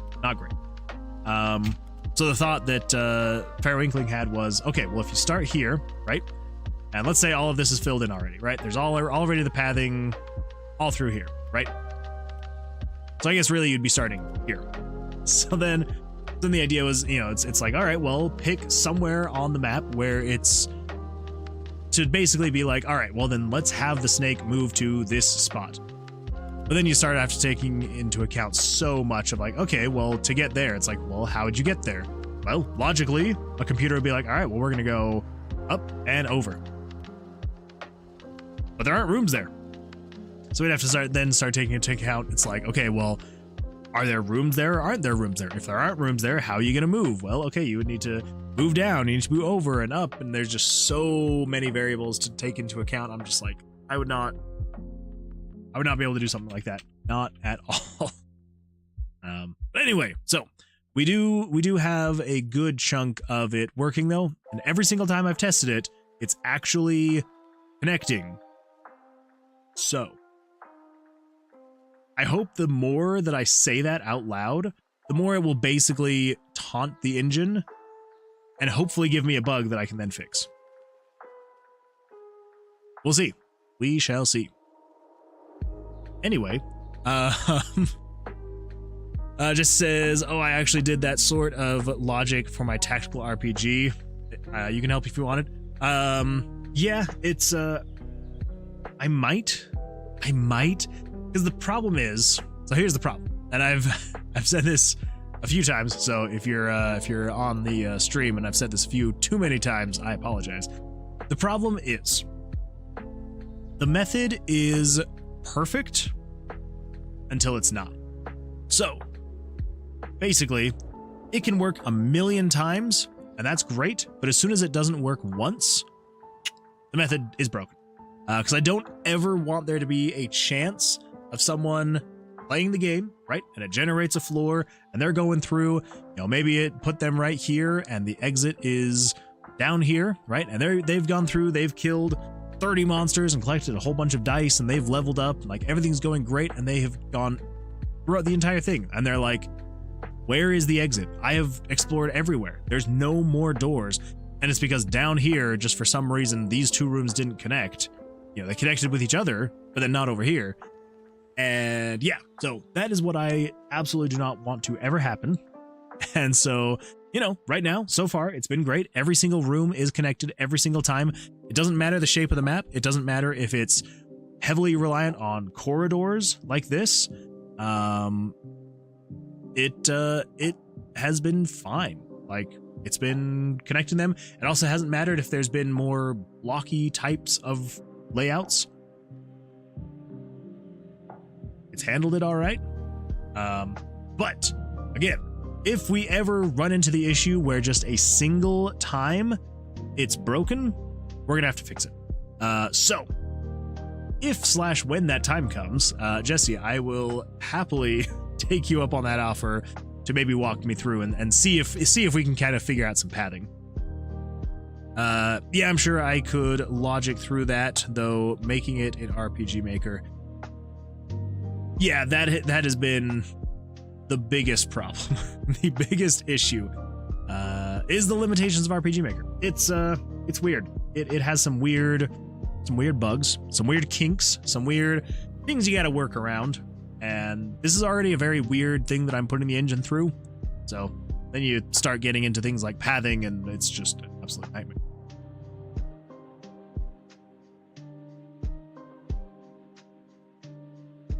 Anyway, so right now, as you can see, everything with the random generation is all... Actually, okay, I can delete this one. So this was the backup of everything that I had finished last week. And then today I had a little bit of time, and so I went in and updated these new passes. So we can get rid of this old one from last week. I'm going to copy this and paste it just because I do not want to have this be so close and be getting to the point where I can almost taste success. I can smell it. I can't quite taste it, but I can almost taste it. And I don't want to lose out on something that I got so close by, you know, thinking that I'm changing the correct things and then getting in and being like, I changed the wrong things. What the crap was I doing? So anyway, okay, so we shouldn't need to worry about that because that's just resetting all the variables. So starting at variable 365, we have got getting texts this late at night. Crazy. All right, so 365. Yep, set it to 40. So that is the number of rooms that it can spawn. See, now we're actually going to be able to name the variables what I need, and it will make it much easier when I'm sorting through things. All right, and then 1 through 60. So this is RTG random spawn point. Crap, I did it again. What was that? What was the variable? I'm gonna pull it up really quick. Let's see if YouTube has gone past live. There. Take me to the video. What is happening?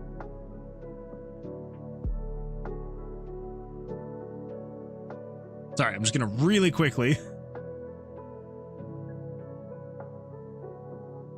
RTG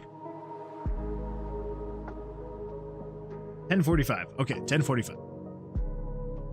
Oof, that was close. Okay, so 1045 is now 366. Gotta remember to do that. Okay, 913. 913. 1. That doesn't give me much to go off of. I think 913 is picture. So RTG room pick ID 367. Yeah, pretty sure that variable is the picture layer that it will start showing.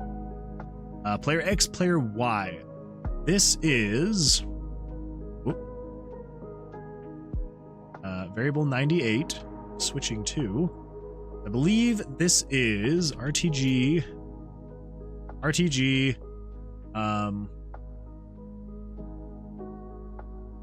room X and RTG room Y.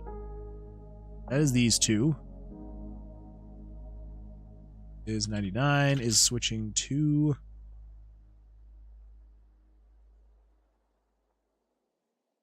okay. It is 368 and 369. And 1022 and 450. Okay, so this is 65 and 66. 5 and 66 are moving to RTG picture X start. Picture Y start. Ooh, picture Y start. Okay, that is the X and Y position of where the images are starting. Okay. That is 370 and 371.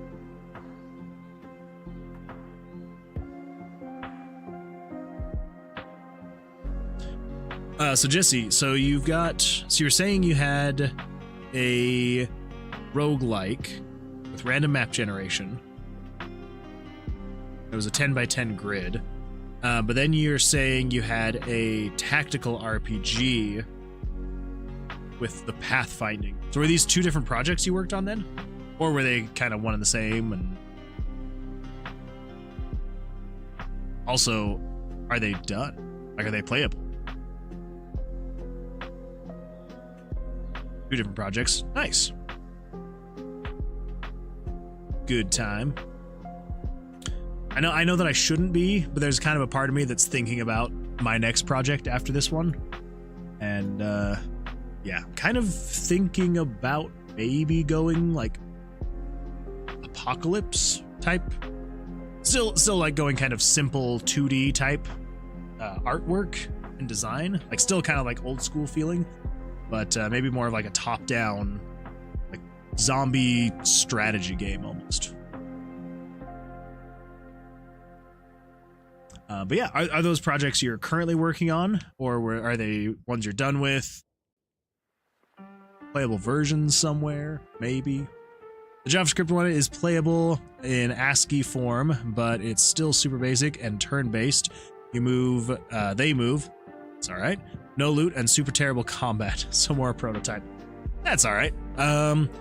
You know, and some projects stay more prototype than anything, but it's something you can work off of, something you can learn and grow from.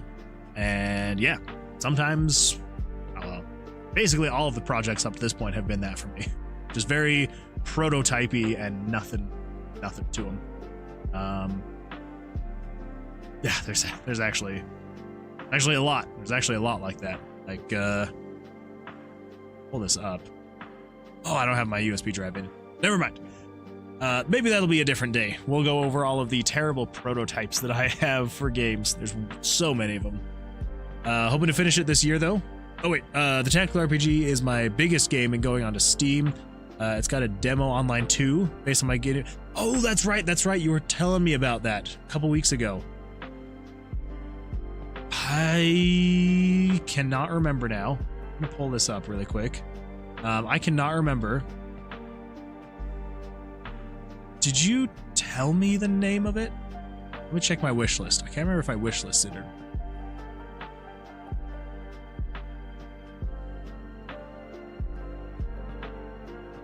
I don't know if I did. Based on your guinea pigs, that's right. I do remember that. Hoping to finish it this year, but I've got a lot to redo.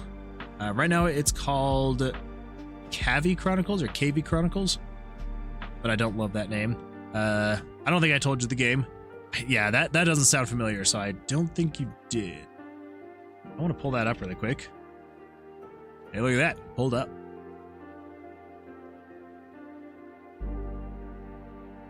I gotta take a look at this. See what we got going on.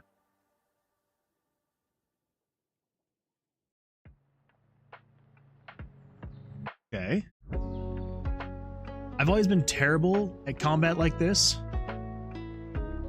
but it's always really fun too.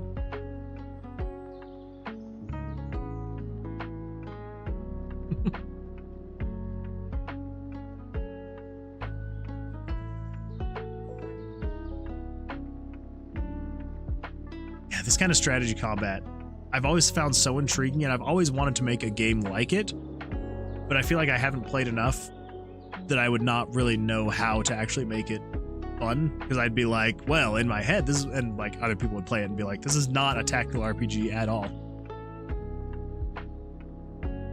Demos on Twitch, on itch, but I think there's a link in Steam. I just got done redoing all the tile set to work better. Nice.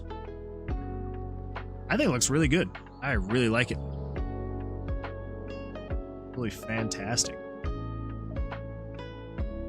So then, did you do all the artwork yourself?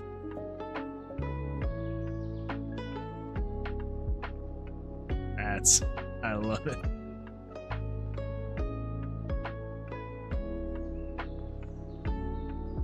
I think it looks really good. I am definitely adding that to my wish list. Pretty proud so far. Doing all the game art except the paintings. All the pixels are mine. That is awesome. I love it. Yeah, that kind of artwork's a bit more tricky and difficult, so that is understandable.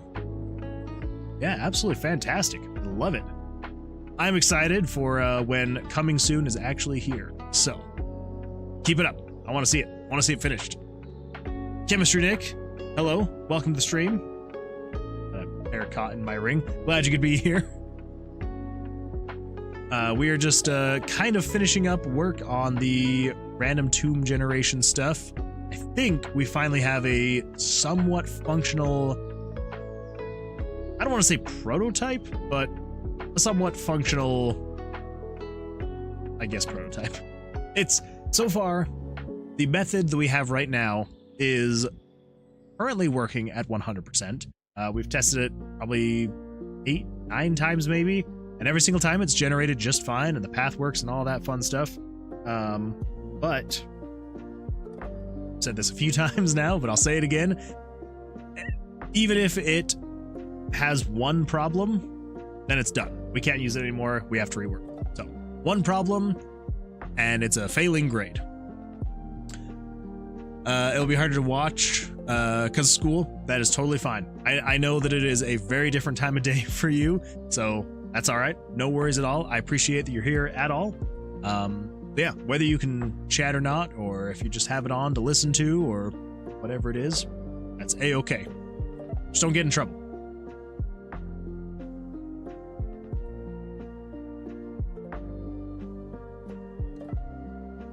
Okay, we have not set 912 yet. What was 912? 912 is 912 switching to, this is going to be the 1045 was where the player is at. That's like the random spawn point. So I think 912 is basically like so random spawn point is 1045. I think this is more or less like current snake location. We'll spell it location. Current snake location. 372. Okay. 912 equals 1045, which 1045 is 366. Okay. Now it should get a little bit easier as we're typing in numbers, because all we have to do, instead of like going and finding the variables, I can just come in here and be like, oh, 912, that's 372. There we go. So hopefully it'll be a little bit better. 372. And 911 is 365. Go. Then, if 365 is 0, break the loop. Moving the snake. 20. Ooh, crap. Moving the snake. Okay. Oh, okay. So right now, so 20 is then going to be variable. 20 will be 373. That's going to be RTG snake movement remaining. Descriptive enough. If you're equal to 0, then set 1046. 1046. Maybe I should have just done this straight out the gate, but oh well. What are you gonna do? RTG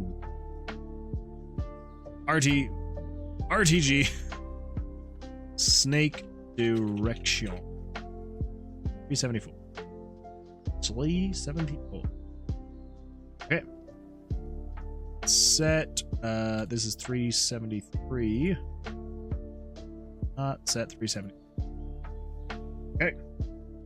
1046. 374. So your snake direction. And then so long as 1045 is 366. Less than 55. 1045, which is 366. Right. Then if 1046, which is 374, the direction is equal to 2, that means you're moving right. Oh, Crap, this is going to be a big one. Okay, so 1045 is 366. Come through here and update all of this.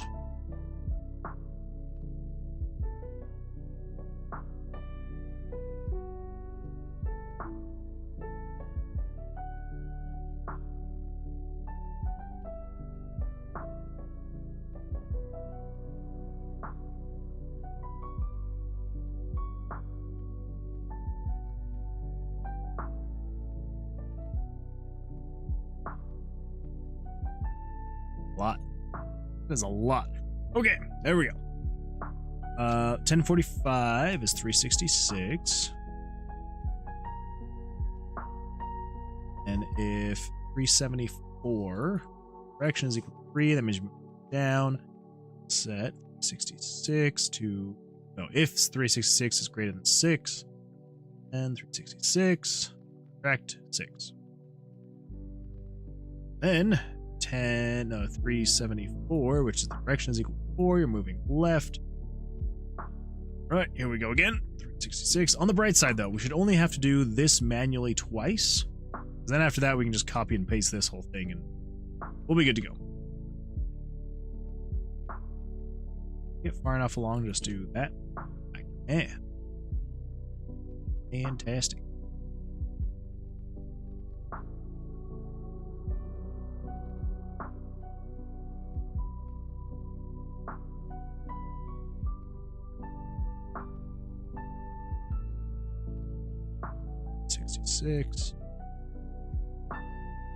Okay, then 20, you are 373. Set 373 to 0. Okay, and then 1045 is 366.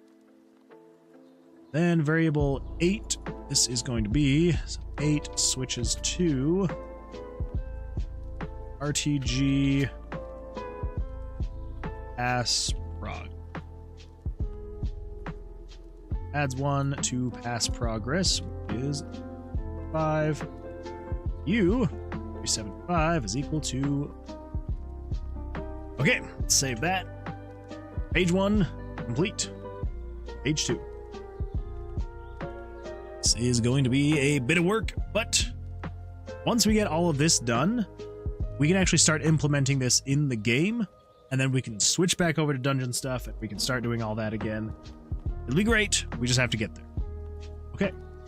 So 1045 is 366. So then 9.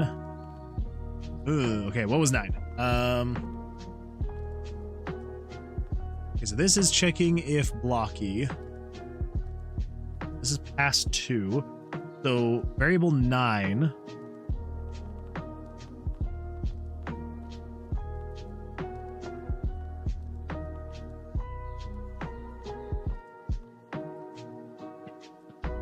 Okay, so this is checking to see if it's 2 blocking. Yes. Okay, so 9 is going to equal RTG 2 blocky question mark 376. All right.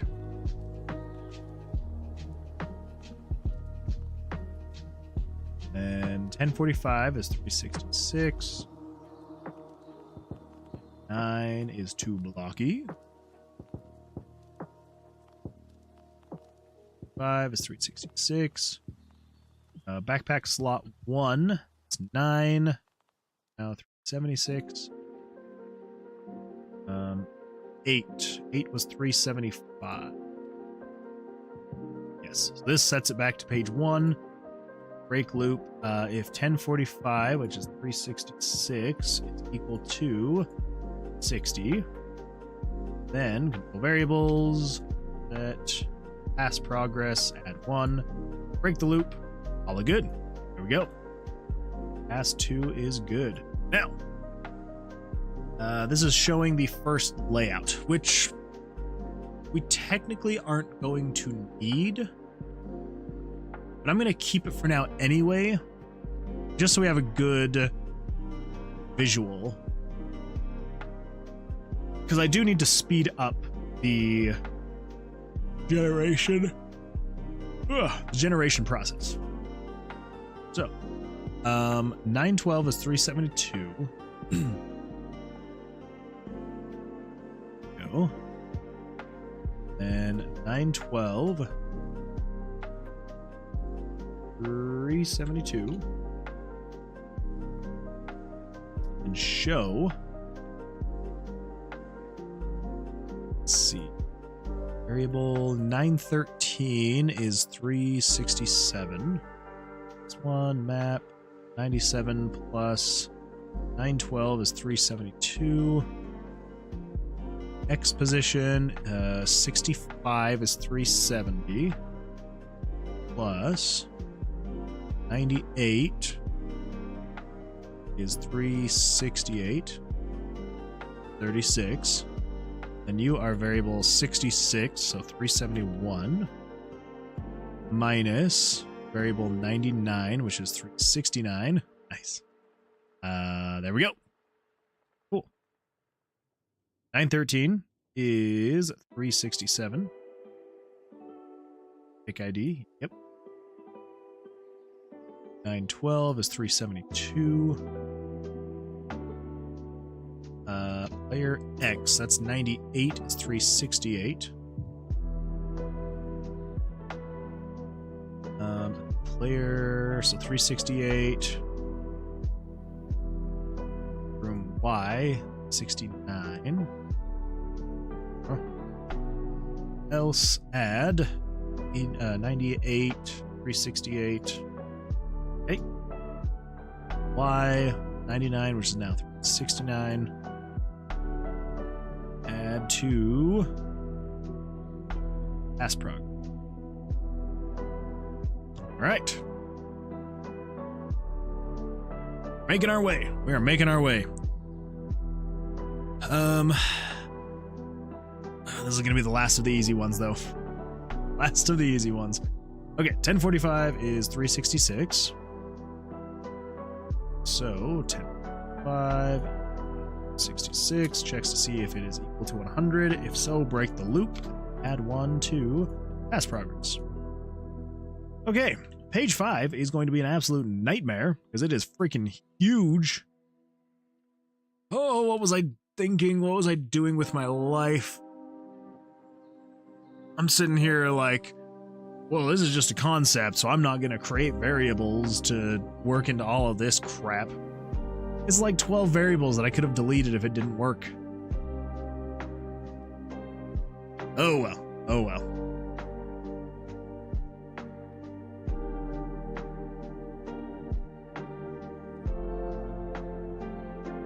Ooh, man.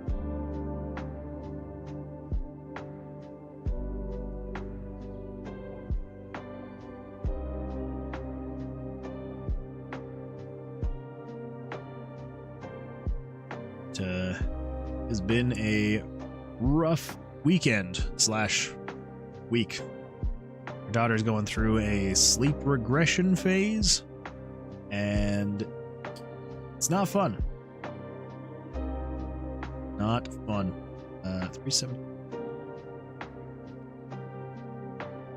She has been absolutely fantastic at sleeping basically her whole life. Like, ever since she reached like 3 months old, like she just slept through the night, like all the time. It's crazy. And we were very happy. And yeah, and like, you know, she'll have issues every now and then, especially for traveling somewhere. She's not a fan of that. But, yeah, this past week has been not great. It's taken to not wanting to sleep at all. Naps or at night. Yeah, she will climb out of her crib somehow, strip naked, and just take a dump in her room, pee all over. It's like, kid, what is happening with you right now? Okay, on the bright side, the 1044s should be pretty easy because they're all just 366s, and this relies a lot on the 1024s or the 1045s. Go. I just wish these two text fields would work the same. So in this elf's handler, you have to like scroll all the way to the end to then replace that. But on this one, it's automatically scrolled to the end. I don't understand it. That is not a fun phase. It really is not. It is not. It's been terrible, actually. It's not great. So, and yeah, we've been trying all sorts of things this week, and we try and not like throw everything all at once. It's like we've been just trying like little things as we've gone along to like be like, all right, well, is this going to work? Like the first thing we tried, because you know she takes off her pajamas, her clothes, whatever, then takes off her diaper, and then just is naked in her room. And it's like, well, can't have that. And we were like, well, what if we like take a safety pin and like pin her zipper so she can't unzip it? Like, that's genius. It'll work great. Yeah, no, she somehow just like slid out of the neck. I don't know how she stretched it that much, because like that is a tight neck, and she just somehow got her entire self through the neck hole, and I'm like, okay. So then we tried pinning like the back of the pajamas to try and be like, well, if it's even smaller hole, then there we go. Yeah, still somehow managed to slip out even the smaller hole, and we're just like, fine. We were looking up all sorts of different things. Some people were like, oh yeah, you can like duct tape the pajamas to be even smaller. Like, well, that could be an option, I suppose. Okay, 1111. That is one that we have not assigned yet. That's exciting. 1111. I believe this is the RTG Snake 376. 373? Snake movement remaining. 373. 373 used to be 20. Have I used 373 at all in here? Because if we haven't used it here yet, let's just do this really quick. Oh,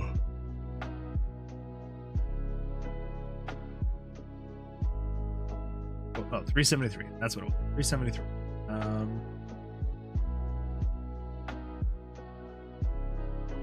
Yeah.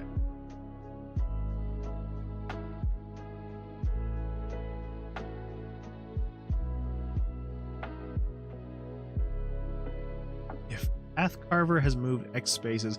Oh, okay. Okay. Yes. Because that is until it changes direction. Snake movement remaining. Yes. Okay. Yep. Never mind. We're good. Okay. So 1111 is going to be equal to 377. RTG.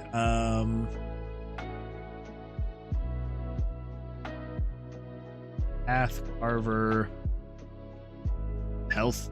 We'll stick with that same analogy. We'll just say that every time that the Path Carver backtracks on an already assigned room, it reduces its health. We'll just stick with that. Path Carver health. Stick with that. 377. Right. So, here we go. 66.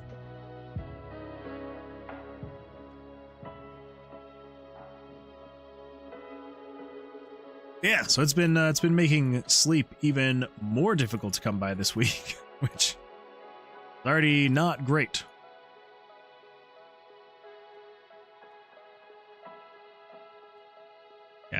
Yeah, I live about 25 or so minutes from my new job, and I have to be, well, I don't have to be. I'm expected to be in around 7.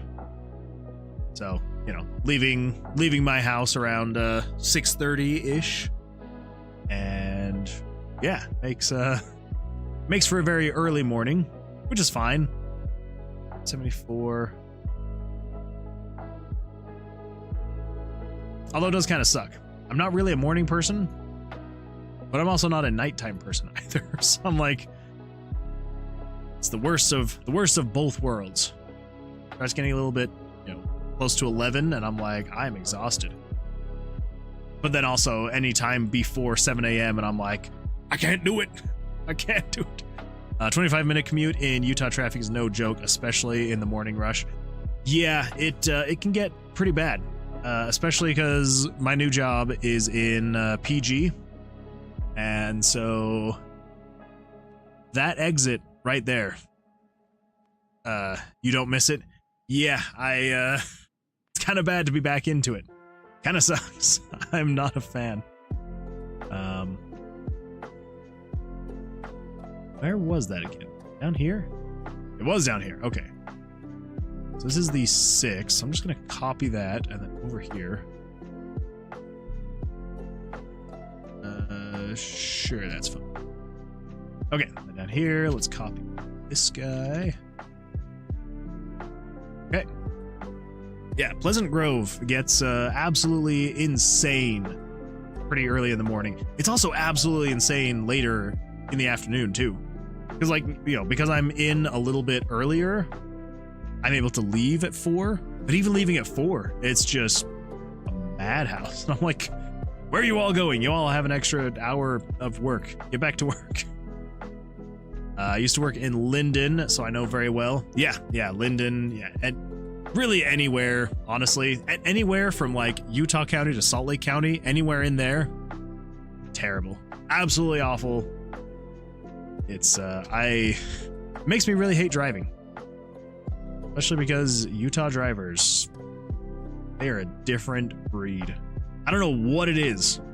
I don't know what it is about Utah drivers, but I'm just like, they can be so crazy. And I'm like, I know there have to be more than just the few that I run into. Because if there were less, I feel like I would run into them less. But just the amount of people that just do the most crazy, yeah, aggressive stuff. Yes, very aggressive stuff. You know, they're like, you know, oh, well, I've got to be ahead of you so that I can be 2 seconds earlier to my destination. Yeah, it's crazy. I don't understand the mindset of some people. Yeah, we were actually, so we were in Taylorsville yesterday for like a family get together, and we're, you know, driving home, heading south, and everything's fine. Like there's like traffic wasn't that heavy, nothing that crazy. I'm one that I'm like, you know what?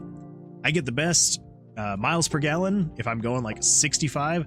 I'll go 65 and I will just stay in the far right lane. I'm like, I'm over here. You guys do your thing over in the other lanes. I'll be over here out of your way. You do your thing. And there was this dude that was like, just minivan, of course, coming up behind me, like probably going a good 80, 85, and gets up on my bumper and just sits there. And I'm like, there's a whole lane to the left that's open. Like, what are you doing? Like, why? Like, I'm in the far right lane for a reason. And so, you know, they're behind me for a couple miles. And we finally get to a spot where an exit only on the freeway opens up. So it's like less than a quarter mile where there's like this extra lane. It's where people are supposed to merge on, right? And so as soon as that opens up, I guess you could say, they like immediately just like swerve over into that other lane, like try to gun it to go like around me. And I'm like, you had a whole lane to the left, like for the past however long. And then, but like you decide to sit there, and of course they like get over into that lane. They like barely get past me and then like swerve back in. And I'm like, okay, it's not like you had a good couple miles to have gone around me, but whatever. So I try not to let my own road rage overtake me, but that doesn't work out so well sometimes. It's probably a good thing that I don't have too fast of a car, because I feel like I would probably get myself in a lot of very bad confrontations. Because yeah, I'm that kind of guy that I'm like, I'm going to sit here in the right lane. You guys do whatever you want. But if I see someone coming up behind me to try and pass me in the right lane when like the lane is ending in like 300 feet, and I can clearly see that their intention is to try and pass me still on the right, when they still have all this room on the left to pass me, I'm like, nope. And so I'll usually try and floor it and just try to keep them from doing it. And more often than not, I'll usually have people that narrowly get in, almost clip me, they'll honk at me, and I'm just like, why are you trying to pass me on the right when the lane is ending? It doesn't make any sense to me. Anyway, I try not to do it, but I do it sometimes, and my wife gets very mad at me. She's like, just let them go, and I'm like, but they're doing stupid things. They need to learn. But anyway, yeah, Jesse, you, I'm sure you're very familiar with all of that, so. I don't know what it is. Although I will say, it's not just Utah. I've had so many people tell me, and they've been like, oh, Utah drivers are crazy, and I'm like, they're everywhere. Like, anywhere I've ever driven, there is someone who is nuts. No. Not just a Utah thing, it's just people in general are absolutely insane. My wife is the one with the road rage. I feel like in most couples, there is a balance. There's always someone who's like the more level-headed one, and then there's the other that's more aggressive. So, checks out. There is always a balance. Always a balance. Oop. But, yeah, if I feel like if I was either if I owned like a Cybertruck or something like that, I feel like it would be very bad, because I would then even more be like, I am in a very heavy, very fast car. Don't mess with me. So even just like a Tesla in general, where I could go, 30 miles an hour faster, like that would probably be bad enough. But then if I was like, I am almost indestructible, it would maybe be even worse for me. Yeah, they're everywhere. I just think Utah feels the most densely aggressive. Yeah, that's true. It does seem like they are in a larger number here, which sucks. Chemistry Nick says, it's hard to win an argument with a smart person, but it's impossible to win against a stupid person. Yes. So it's better not to worry with those types of drivers. Yes, 100%. I could not agree more. You will, and I, even though I know this, I still have such a hard time letting go of my anger when someone does something stupid on the road. I know at the end of the day, it's not going to matter to them. It's not going to matter to me. We would go our own separate ways. But for some reason, I don't know what it is, but like when I see someone doing something stupid or aggressive on the road, I take it personally. I'm just like, you, sir, are not going to get away with that. And then most of the time they do. But I feel like so long as I can either get like a good, horn honk in or flip them the bird, I feel a little bit better if I can just get that in there. I'm like, if someone did something stupid and I know that I've let them know that I realize they did something stupid, then I'm like, okay, we're good. We're good. So, and then, then that aggression just kind of fades away, and then it's all fine.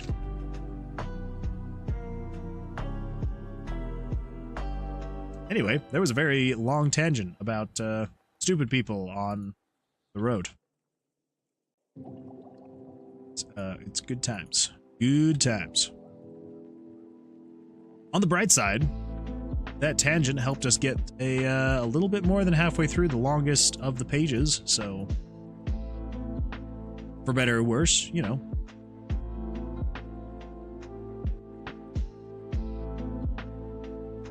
it's just so much manual input is all, right? It's the only reason why it's taken so long. It's just so many to update. I don't know what I was thinking.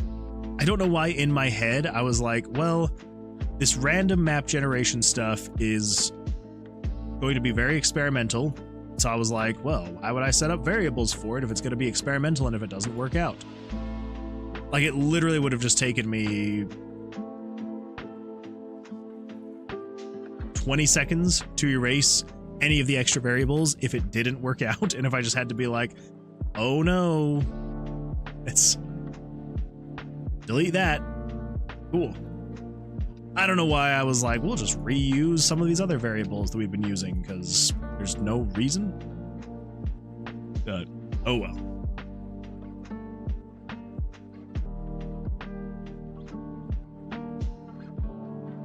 And it's not even like I'm able to organize these variables in such a way that they really make sense. Like in the RPG Maker list anyway. They are all in a block though, which I do like it when related variables are all in their own chunk. And I can just quickly be like, there's the chunk of RTG variables. Let's take a look and see what's going on in there. But I would have done that anyway, so I don't know. Maybe I was just so confident that I would fail that I'm like, why even try to 1046? Hold, what? 46. 1046 is 374. 374 is snake direction. But did I do snake direction on this one? Snake direction. Snake direction. Oh, okay. Just making sure. I was like, I feel like I've been doing 366 for all of these, and I thought that I had messed up horribly. But I did not. That's good. That is good. Right. 64. 366 is that one. Right.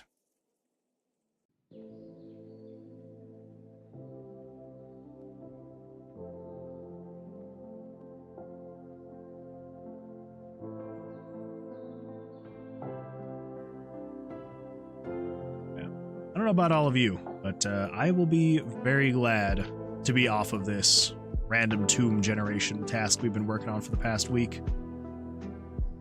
It makes it sound even worse because I can only work on this for, 3 days a week now.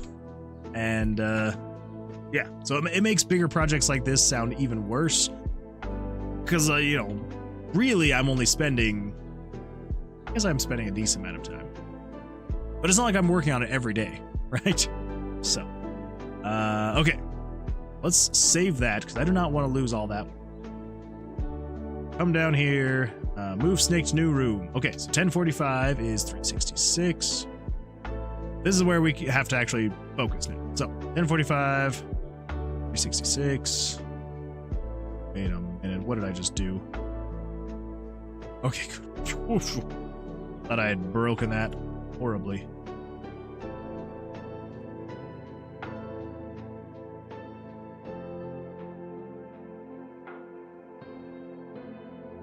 I have broken it horribly. Oh.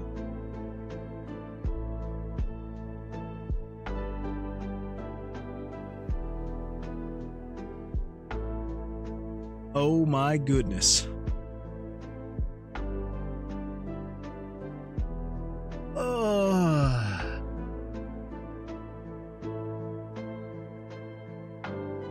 So I had copied 366. I could easily just paste it in to replace that number. But then I went in and I copied this whole string, this whole freaking long string of text.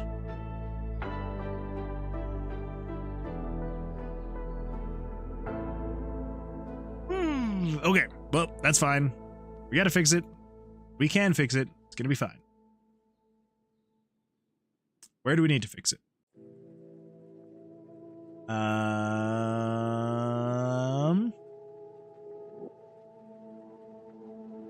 I think.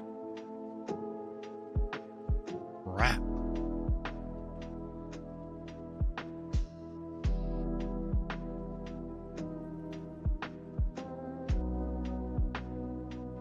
Okay.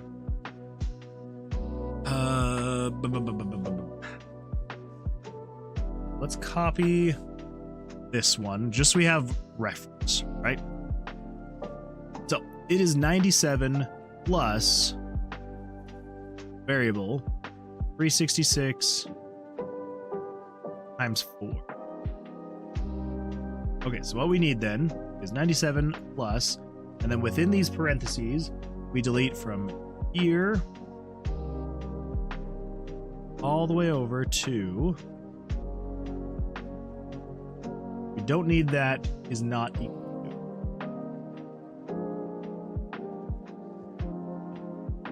Maybe what we do actually is we keep this game variables dot value. Oh, okay, there we go. There we go. Then I can come in here all the way to the end. Then get rid of that and just say 366. That's 366 times 4 equals 100. Okay. So then that means in here, all I need to do is grab from there over to there, say 66. Right. I think. Believe that should be correct.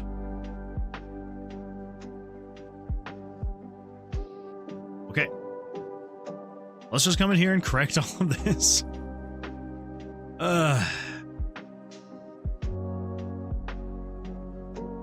We are on the front row of the struggle bus this evening. I almost said morning. This evening we are on the front row of the struggle bus. That's okay though. You all right? We are going to be fine. I also hate the way that text manipulation works with these fields in RPG Maker. Absolutely terrible. Doesn't make it any easier. So there over to there. 66. A few more to correct. I don't get how I didn't realize that I was pasting this crazy long thing. Not good, mate. It's not good.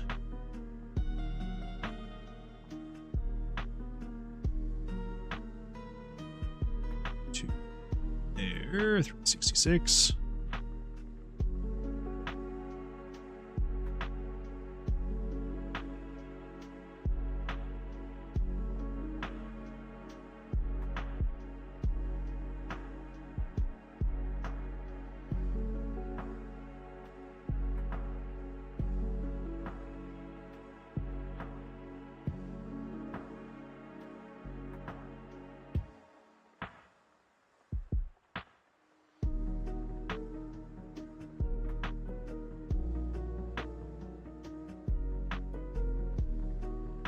I think the worst thing about making mistakes like this is just sitting here thinking about all the time that I'm spending correcting it that I could be spending making progress, getting further in our task. It's not good. It's not a good feeling. But I have to do it. It just sucks to do it, you know? So just realizing how far over my microphone's been the whole time. Hopefully it hasn't sounded too weird. I've had it way further over that way than I should have. I've also been working on trying to get the audio quality for the microphone working better. I feel like for the first while, it didn't sound great. Which shouldn't be the case, because this is... But it's not the best microphone on the market, but it's still a good one. Okay, that has been fixed. 366. And I believe this is doing the exact same thing, where we need to come in here, because I pasted this for some reason. Right, let's go here, get rid of everything over to there, 366. Same thing here, grab from there to there. And 366. Okay. Now we save that, and we come over here. Let's come back down there. Up a little bit.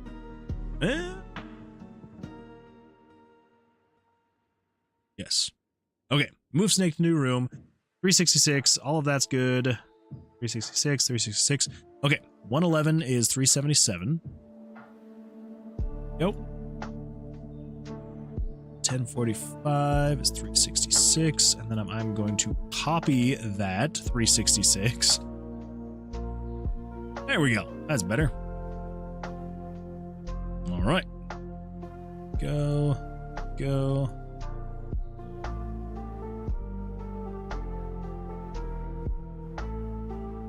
Oh well. You live and learn. Life's about, right? Living and learning. I thought we were... Oh, that's right. Okay, so we got to that point. Yes. Okay, that makes more sense. I thought we had finished with all of this, because this is actually moving the snake and spawning things. And I thought we had finished with that, but no, we made it to the halfway point of the last section. Okay, so all the sections are done now. Oof. Yeah, in my head, I was very confused. Okay, 16. Do we have 16? What the freak is 16? I don't think we have changed 16. All right.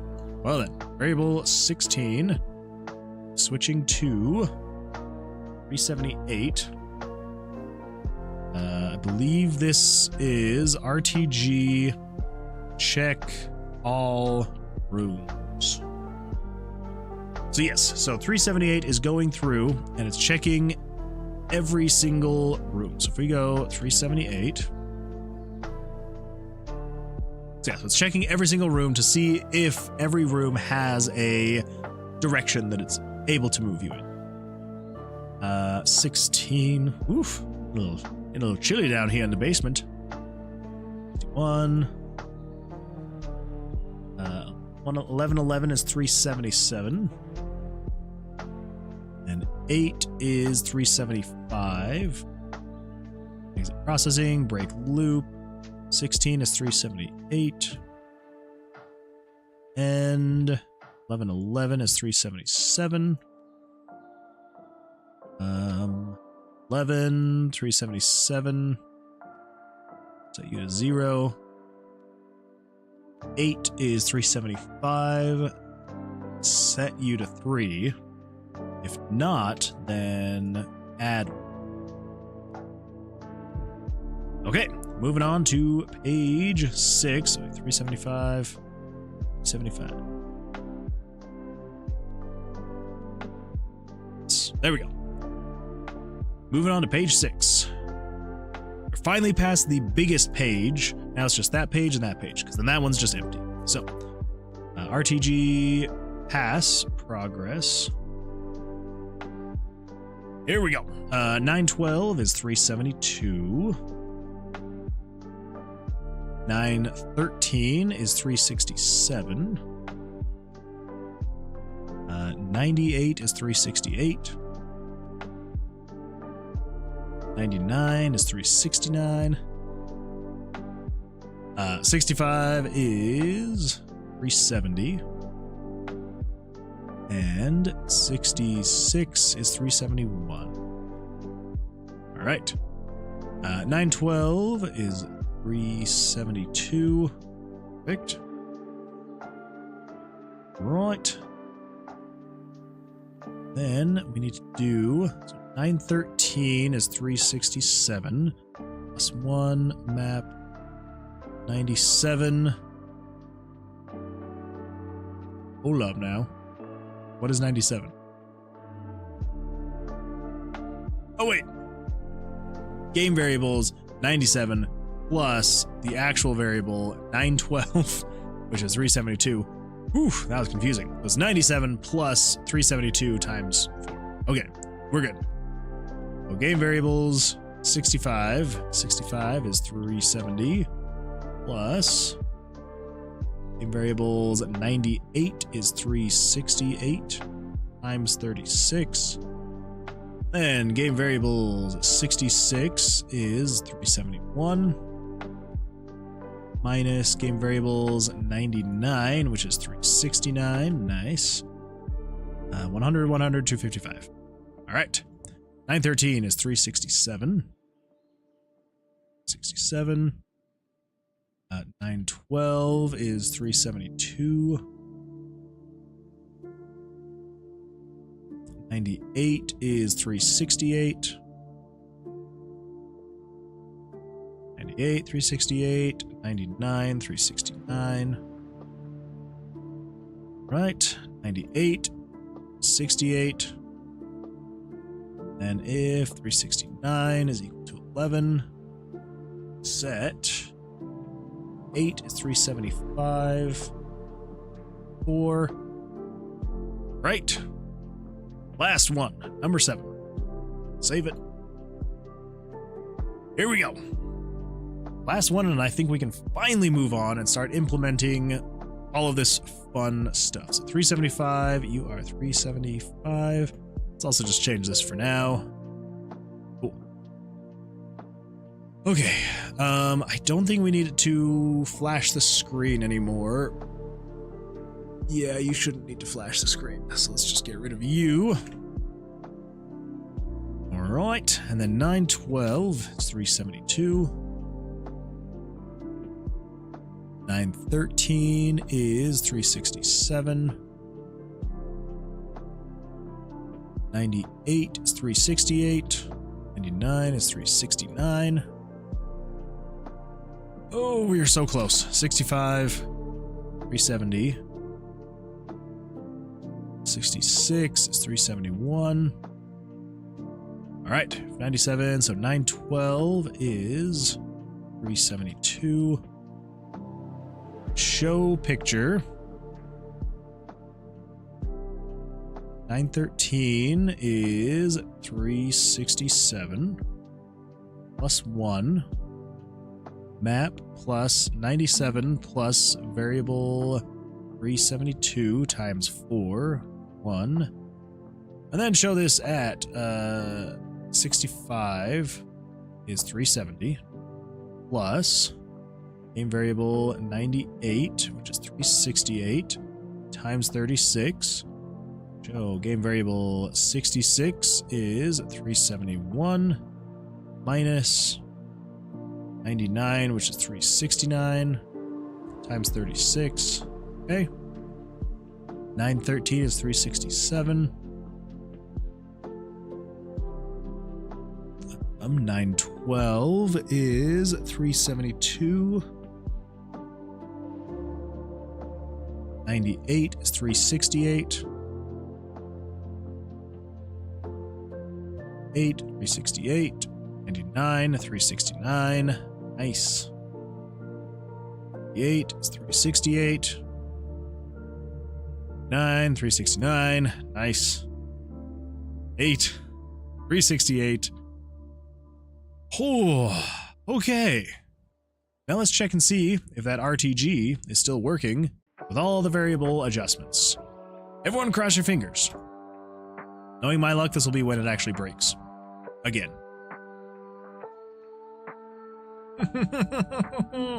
Why? Oh, I was supposed to say that to appease the gods of something so this wouldn't happen. Alright. Where did I mess up? 375, 375, 375, 375, 375, 375, 375.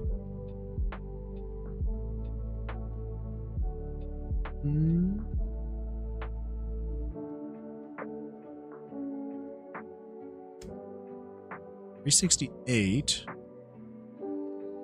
RTG pass progress equals 4.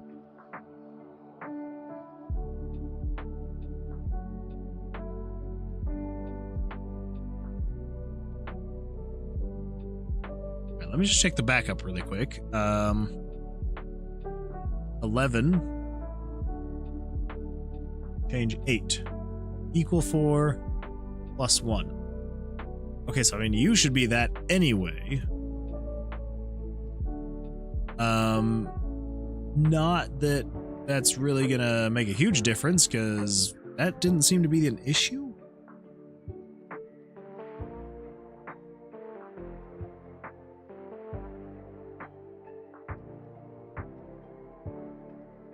Okay, so where did we get to? We got through this at first. Nope, we got through this one because it was showing the changes on screen. Equals 4. So 4 is here. Oh, well, there's one. 1046. 1046 is 374. You should be 374. All right, everyone cross your fingers that was the only issue. Come on, here we go.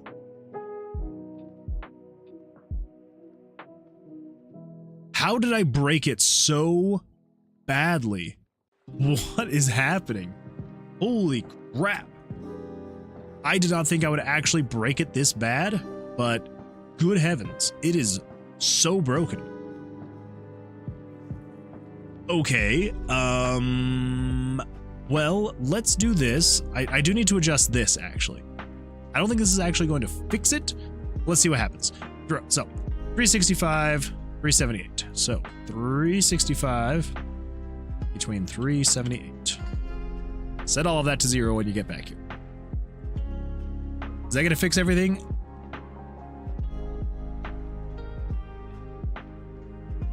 It's not even close to fixing anything. What? How did I break it even more?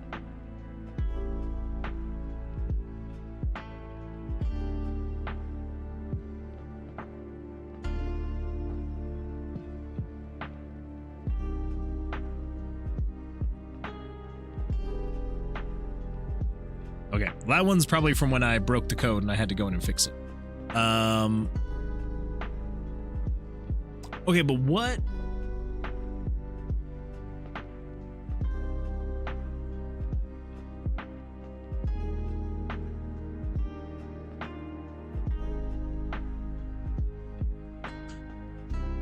Okay.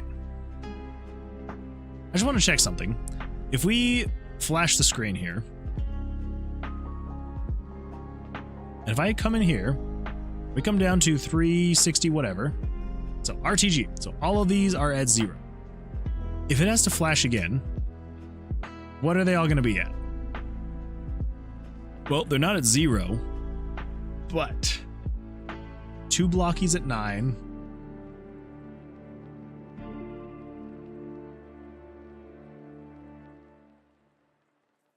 Yeah, that gets very broken.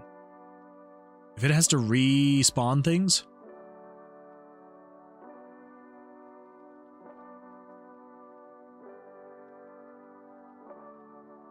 Huh.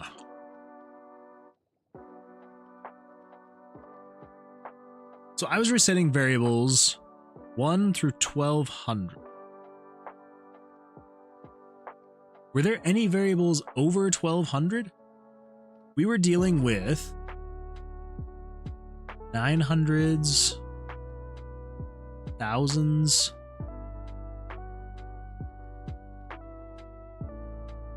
Yeah, so I should have been resetting literally every single variable that it was using.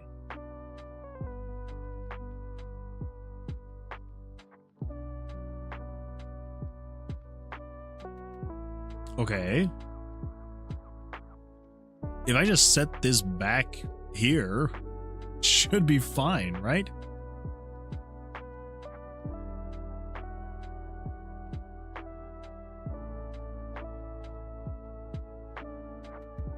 Okay, I don't know what's going on there. Anyway, okay, so let's come in here. I believe the issue is going to be I think I see the issue already. So see how there's 2 parentheses right here at the end of these guys?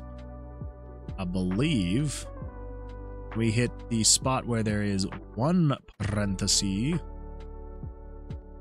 That's where I messed up.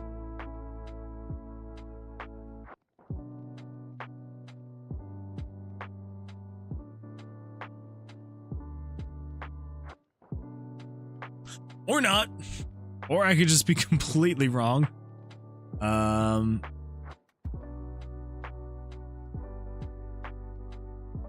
Well, this is gonna suck.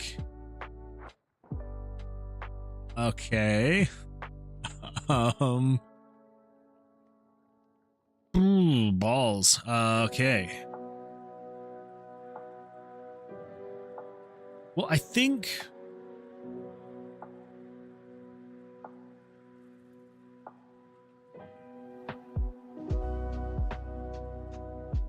1, 2, 3. 1, 2, 3. Didn't I mess up the last one? I thought I did. 1, 2, 3. 1, 2, 3. 1, 2, 3. 1, 2, 3.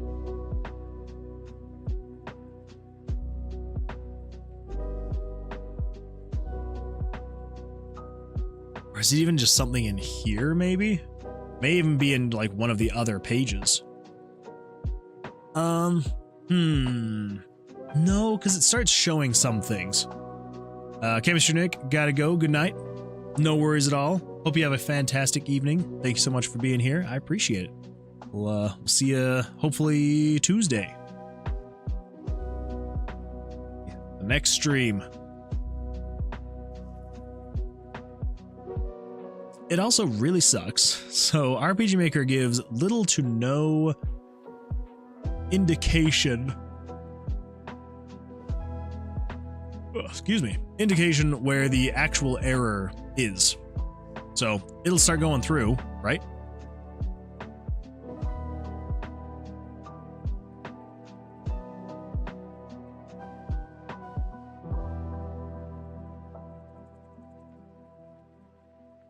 How the crap did I break it this bad by just changing which variables it was linking to? Like, they should have all been just transferred over, basically.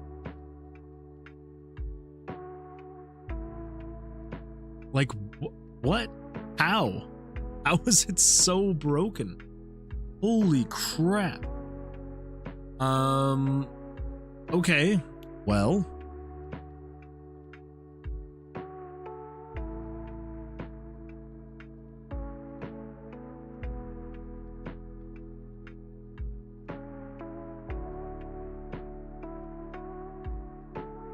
All these are just on action, right?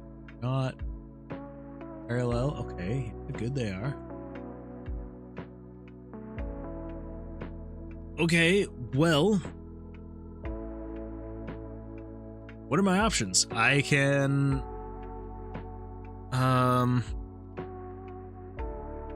wow. Yeah, I mean, I guess my options are I can just delete this event, grab the backup, and start copying again and changing things. I mean, I guess that's because unless I'm going to go through and like look at literally every single thing here.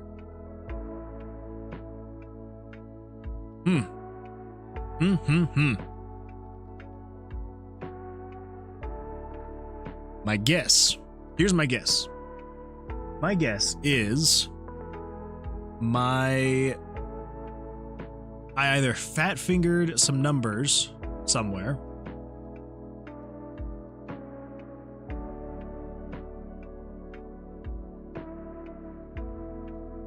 or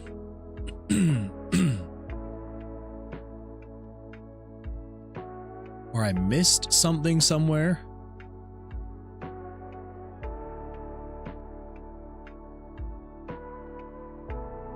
I'm gonna really quickly go through and just see if there's anything that's like standing out to me as being, oh, this is absolutely terrible. Why are you doing this?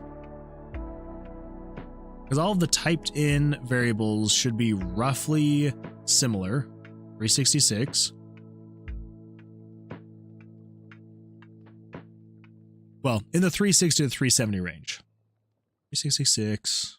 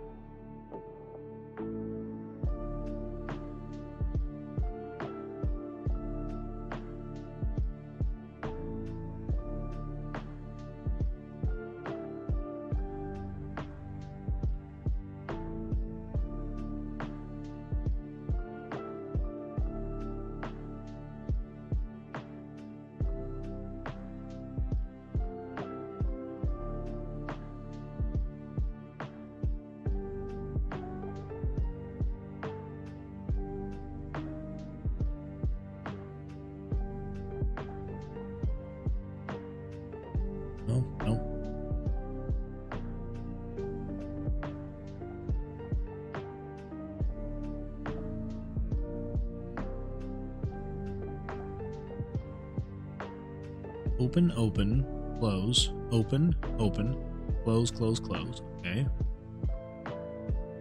66. Hmm.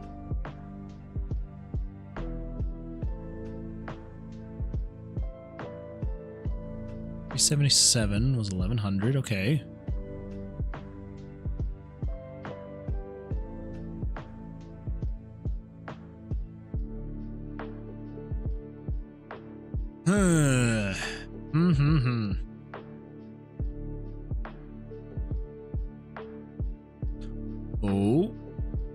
Oh, hold up.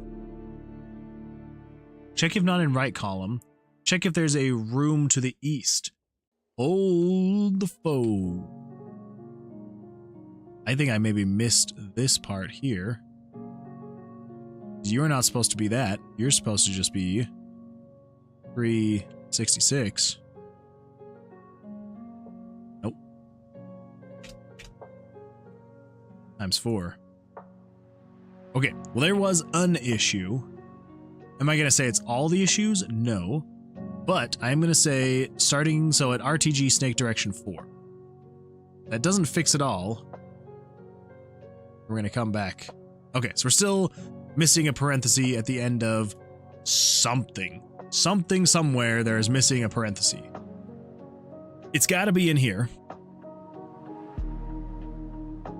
This is the joy of RPG Maker. The fact that they're just like, oh yeah, there's a missing parenthesis, and it's like, cool, well, where? And it's like, but it's missing. It's somewhere, and it's missing. They don't even give you the line. Nope. It just says there's a missing parenthesis, and I'm like, cool, well, I have a lot of parentheses in here. Which, like, okay, I know that if I press, because it's all running, this is all just like running in a web browser, essentially. Even like this test play and all that fun stuff. Yeah, so just syntax error, missing parenthesis after our argument list. So I think if I press F12, why, 3 times, 4 times, a bunch of times. No, come on, just bring it, there we go. But I don't know, if I close that, I don't know if I can actually get any information.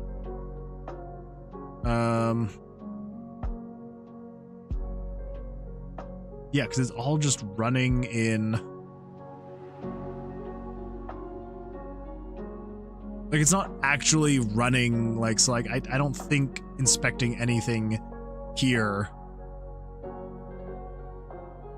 I've never found a spot where I could actually come in here and be like, where's the error? Like, there's just not.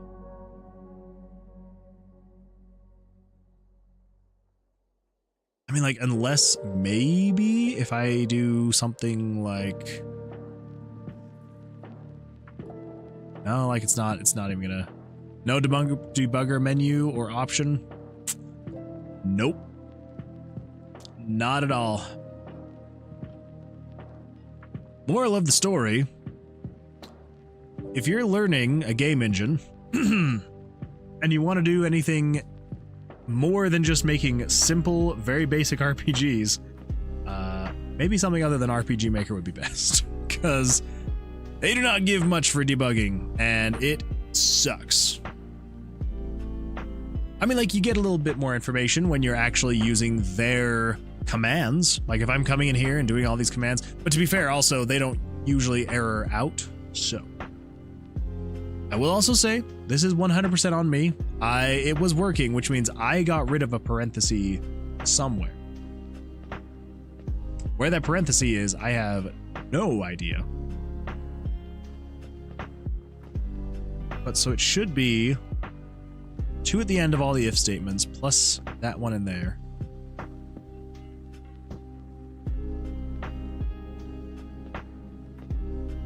And then just 1 in here, right? Ending with 1 at the end. 1, 2, 3, 1, 2, 3.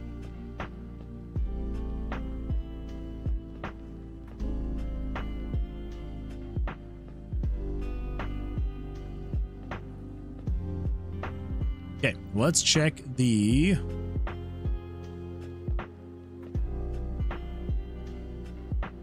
Basically, every single one I should have just been adjusting this number.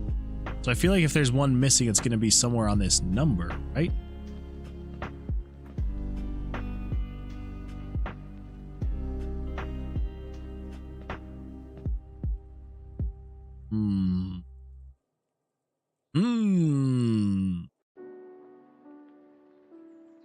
At the same time, it could be somewhere in this freaking thing.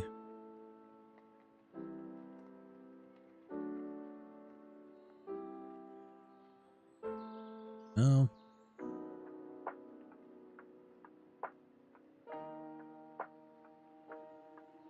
Two, 1, 2, 3, 2, 1, 0.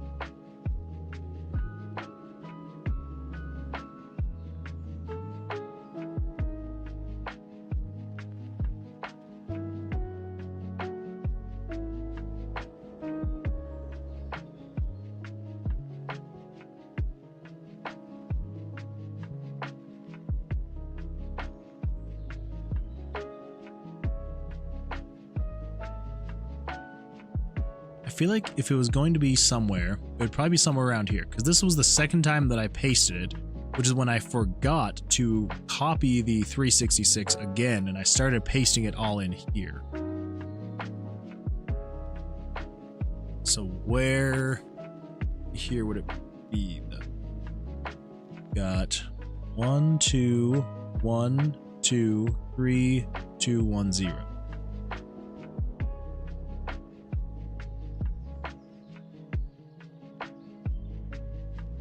Open, open, close, close, close.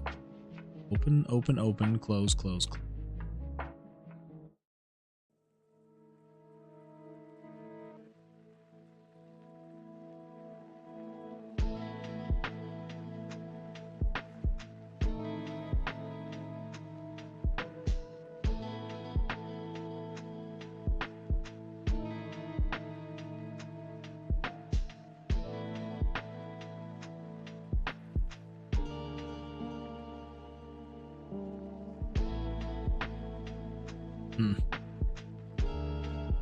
Yeah, I think my best bet is I'm just gonna go through myself and I'm just gonna copy the backup and just do all of that again, but pay more particular attention to what I'm doing. Make sure I don't accidentally, wherever it is, leave off a parenthesis.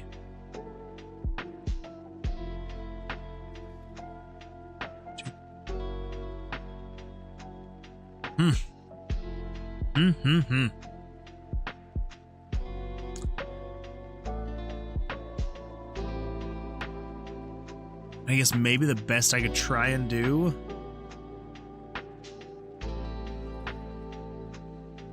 is I could come in here.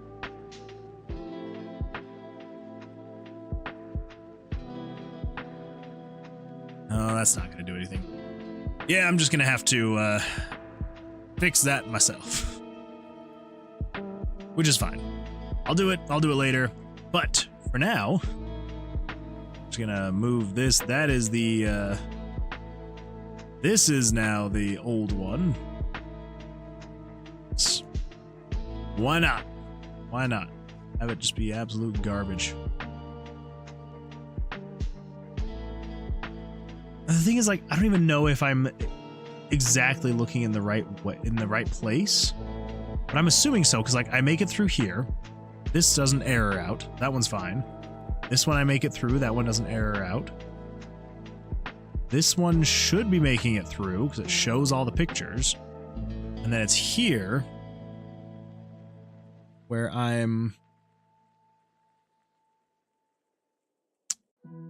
Yeah, because then this one works just fine because it gets us to this page. And then it seems like once it's on this page is where it has the issues. So, somewhere on here, I got rid of a parenthesis for some reason.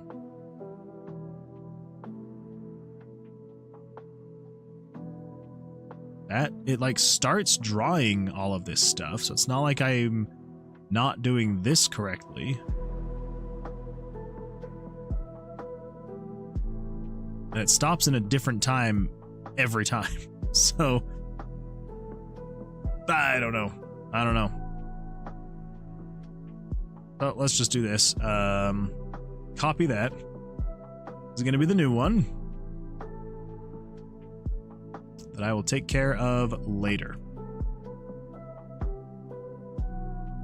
And then, just because we're now should be done with the RTG stuff, the random tomb generation.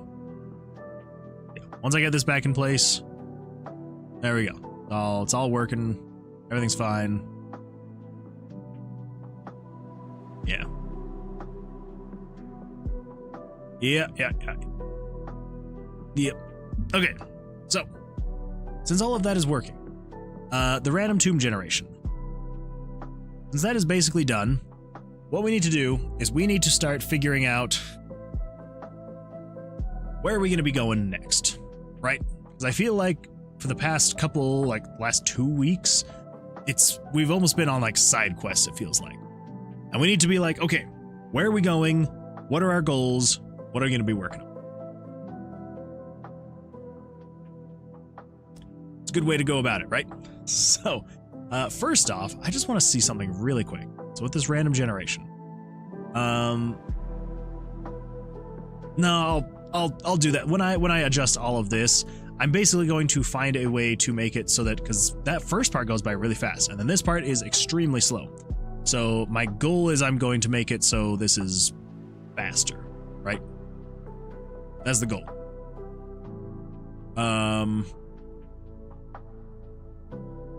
Yeah. So I'm gonna do that on my own.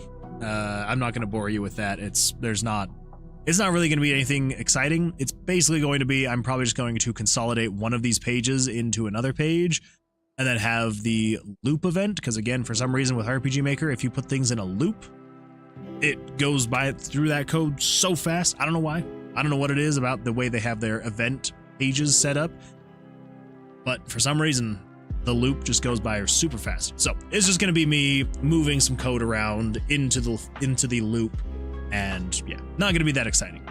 Anyway, I'm also going to be going through here on my own to update all the variables to make sure that those are the new variables and make sure they're actually working. Okay, but for now, finally, RTG finally works. So, just says RPG Maker loops are so weird to me. They're very weird the way they do them. When I first learned about loops in RPG Maker, I was like, yeah, that's how loops should work, right? But yeah, I don't know what it is they do with their loops that is just so bizarre to me. Yeah, their loops are very weird, and their labels are also very weird.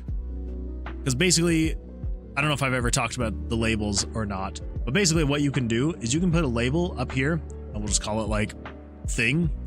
And then anywhere here on this page, if I were to like come in here and say like, if this, if this and this were true, you could then say jump to label thing. And as soon as it hit that, it would jump back up here to the top, which basically means like you can create a loop, but with specific words, right? So I don't know. It's all very weird stuff. All very weird. Very specific to RPG Maker. So sometimes it's useful, other times it is the dumbest thing in the world, and I don't understand why it works the way it does, but it does, and that's how it is, I suppose. Okay, so with RTG, now that we can finally say it's technically out of the way, we have it working. If there's a bug that comes up and along and we need to fix that bug, we will fix that bug. But for now, I'm going to say we're good to go until a bug presents itself, and then we'll come back to the drawing board. But for now, we should be able to have infinite number of randomly generated dungeons, which is fantastic. Awesome. So I guess we can also say the exploring possibilities of random dungeon generation is complete. I don't know why that was a task for me, but it is. A go-to in other languages, but that's an interesting way of doing it. Okay, yeah, I knew that there were other languages that kind of had something similar. I know that in JavaScript, well, I don't know. I've heard that in JavaScript there's not really an equivalent, but I figured there was something like that in other games, in other languages. Yeah, basically a go-to. Yeah, and you can name it whatever you want, and then as soon as it hits the jump to that name, then it goes there. Yeah, they can be a little bit weird and tricky to use, but when I get them to work right, they're great, and when I don't, they're terrible. Okay, so what do we have on the docket that we would want to start working on next? We have another trap puzzle. I don't know if we want to keep implementing the trap puzzles, though, because I kind of want to have just a handful of different traps, right? So we've got the spikes. Eventually have like a fire trap, darts, I don't know, things like that. And then basically what it would be is we would have the trap puzzles that correlate with those traps specifically. So essentially what it would be is, close all this crap. Can I just do, okay, I can. Oof. Yay for hotkeys. So essentially what it would be is when you come across the traps, so if you were to come in here to the middle section,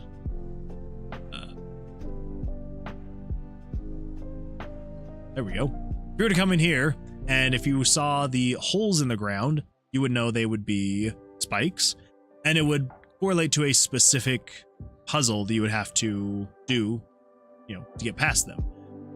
So that's what I eventually want to get to. I need to actually think about what specific traps we want, though. Because the spikes, while good, were kind of placeholder-ish. I think they work, so I'm not going to get rid of them. I just need to find more than just spikes. I mean, they all will kind of technically function the same way, right? Like they'll turn on, and you'll have a flame trap that's going to shoot fire at you, but you've got to do this specific puzzle with the flame traps to get it to be disarmed. So anyway, so I don't think we want to do any more of these trap puzzles for now.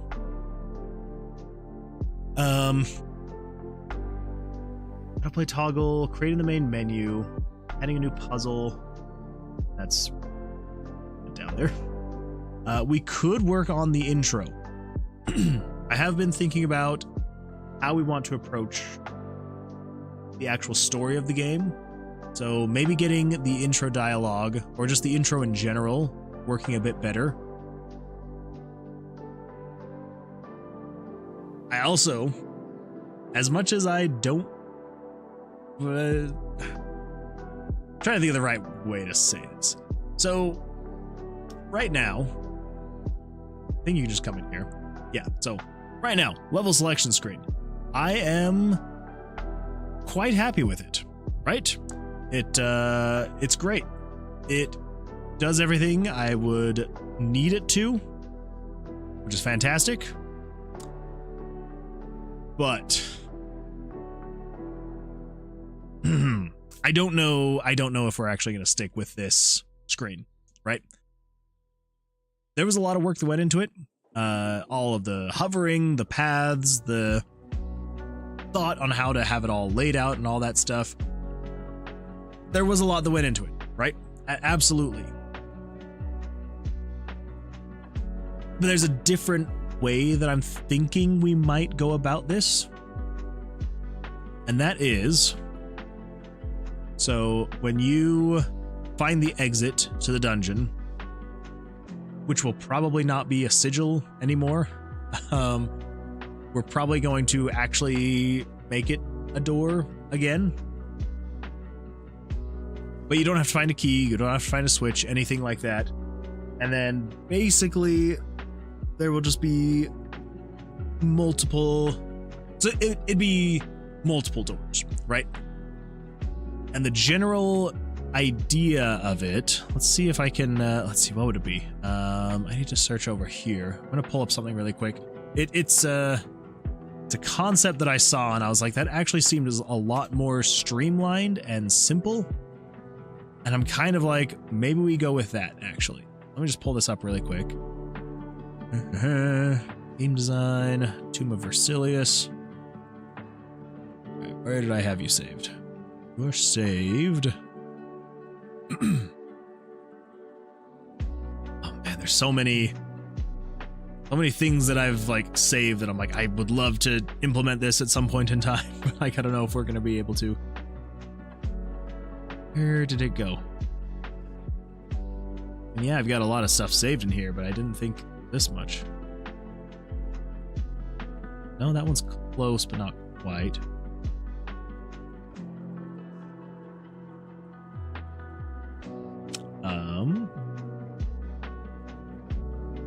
Thought I had it saved in here. Where'd it go? Where did that concept go?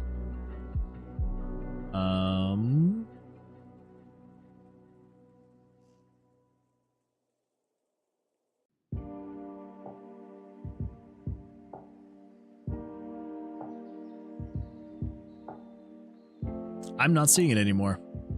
That is sad and a little worrying.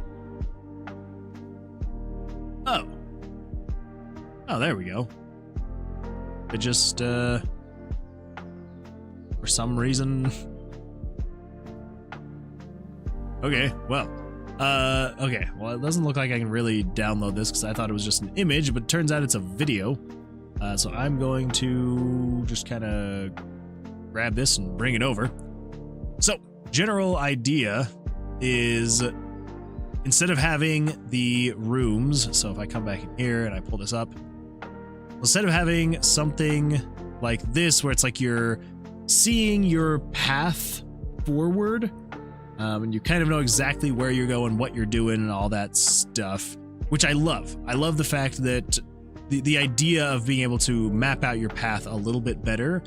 The idea would be when you get to the exit of the dungeon, you would basically come across one, like 2 to 3 doors you can choose between, and you would have, yeah, it would like tell you what the options are. It's like, oh, if you go this way, more monsters, but like with a little bit more lore sounding, like just not just like, oh, there's more monsters over here, but like you hear the roar of monsters, there must be more this way or something like that. And you know, just a way to like let the player know this way is more treasure, this way is more monsters, this way is a safe room, that kind of thing.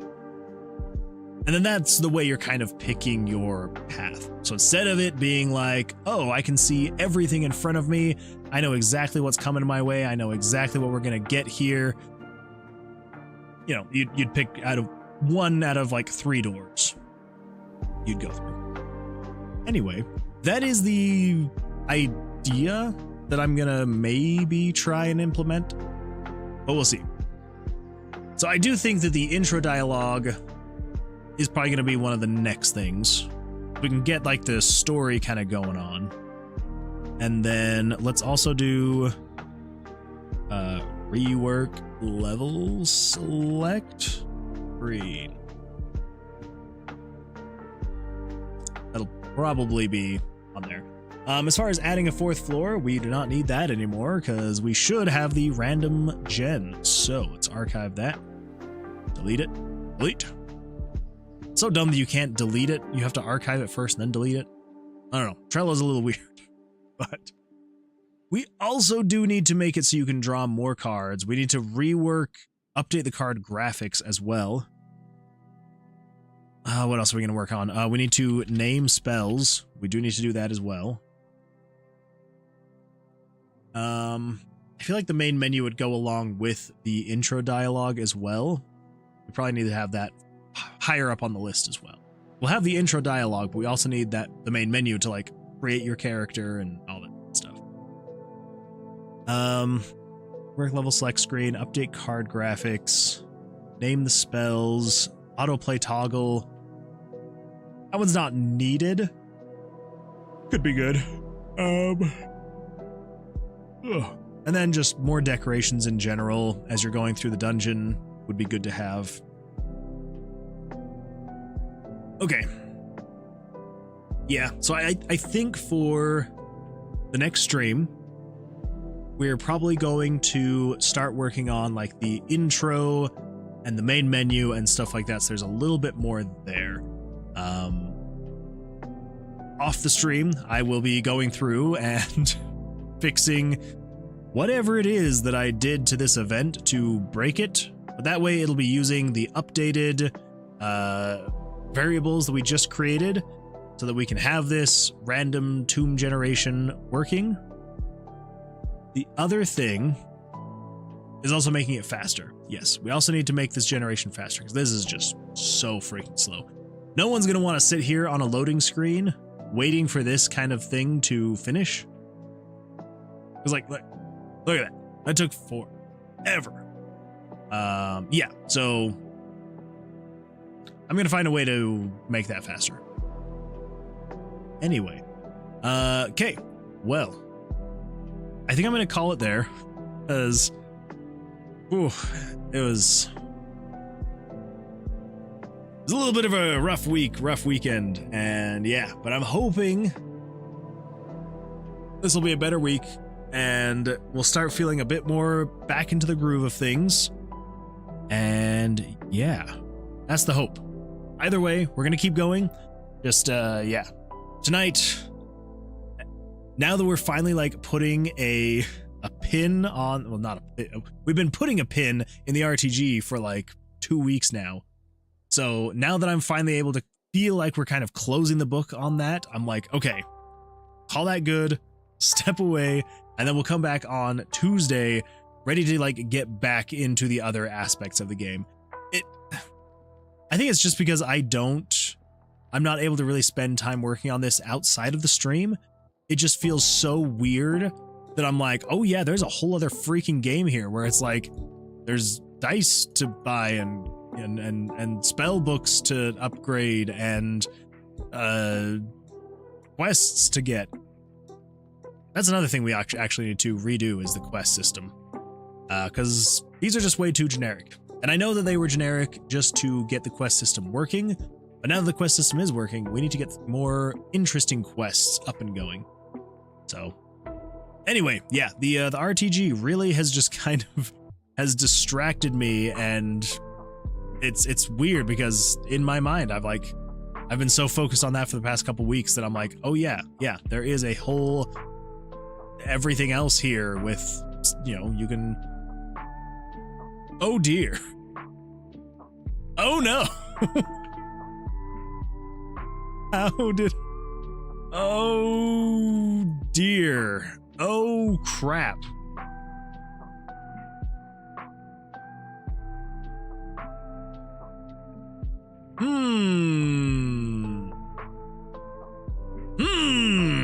Well, there's a fun bug that I would not have found if I hadn't been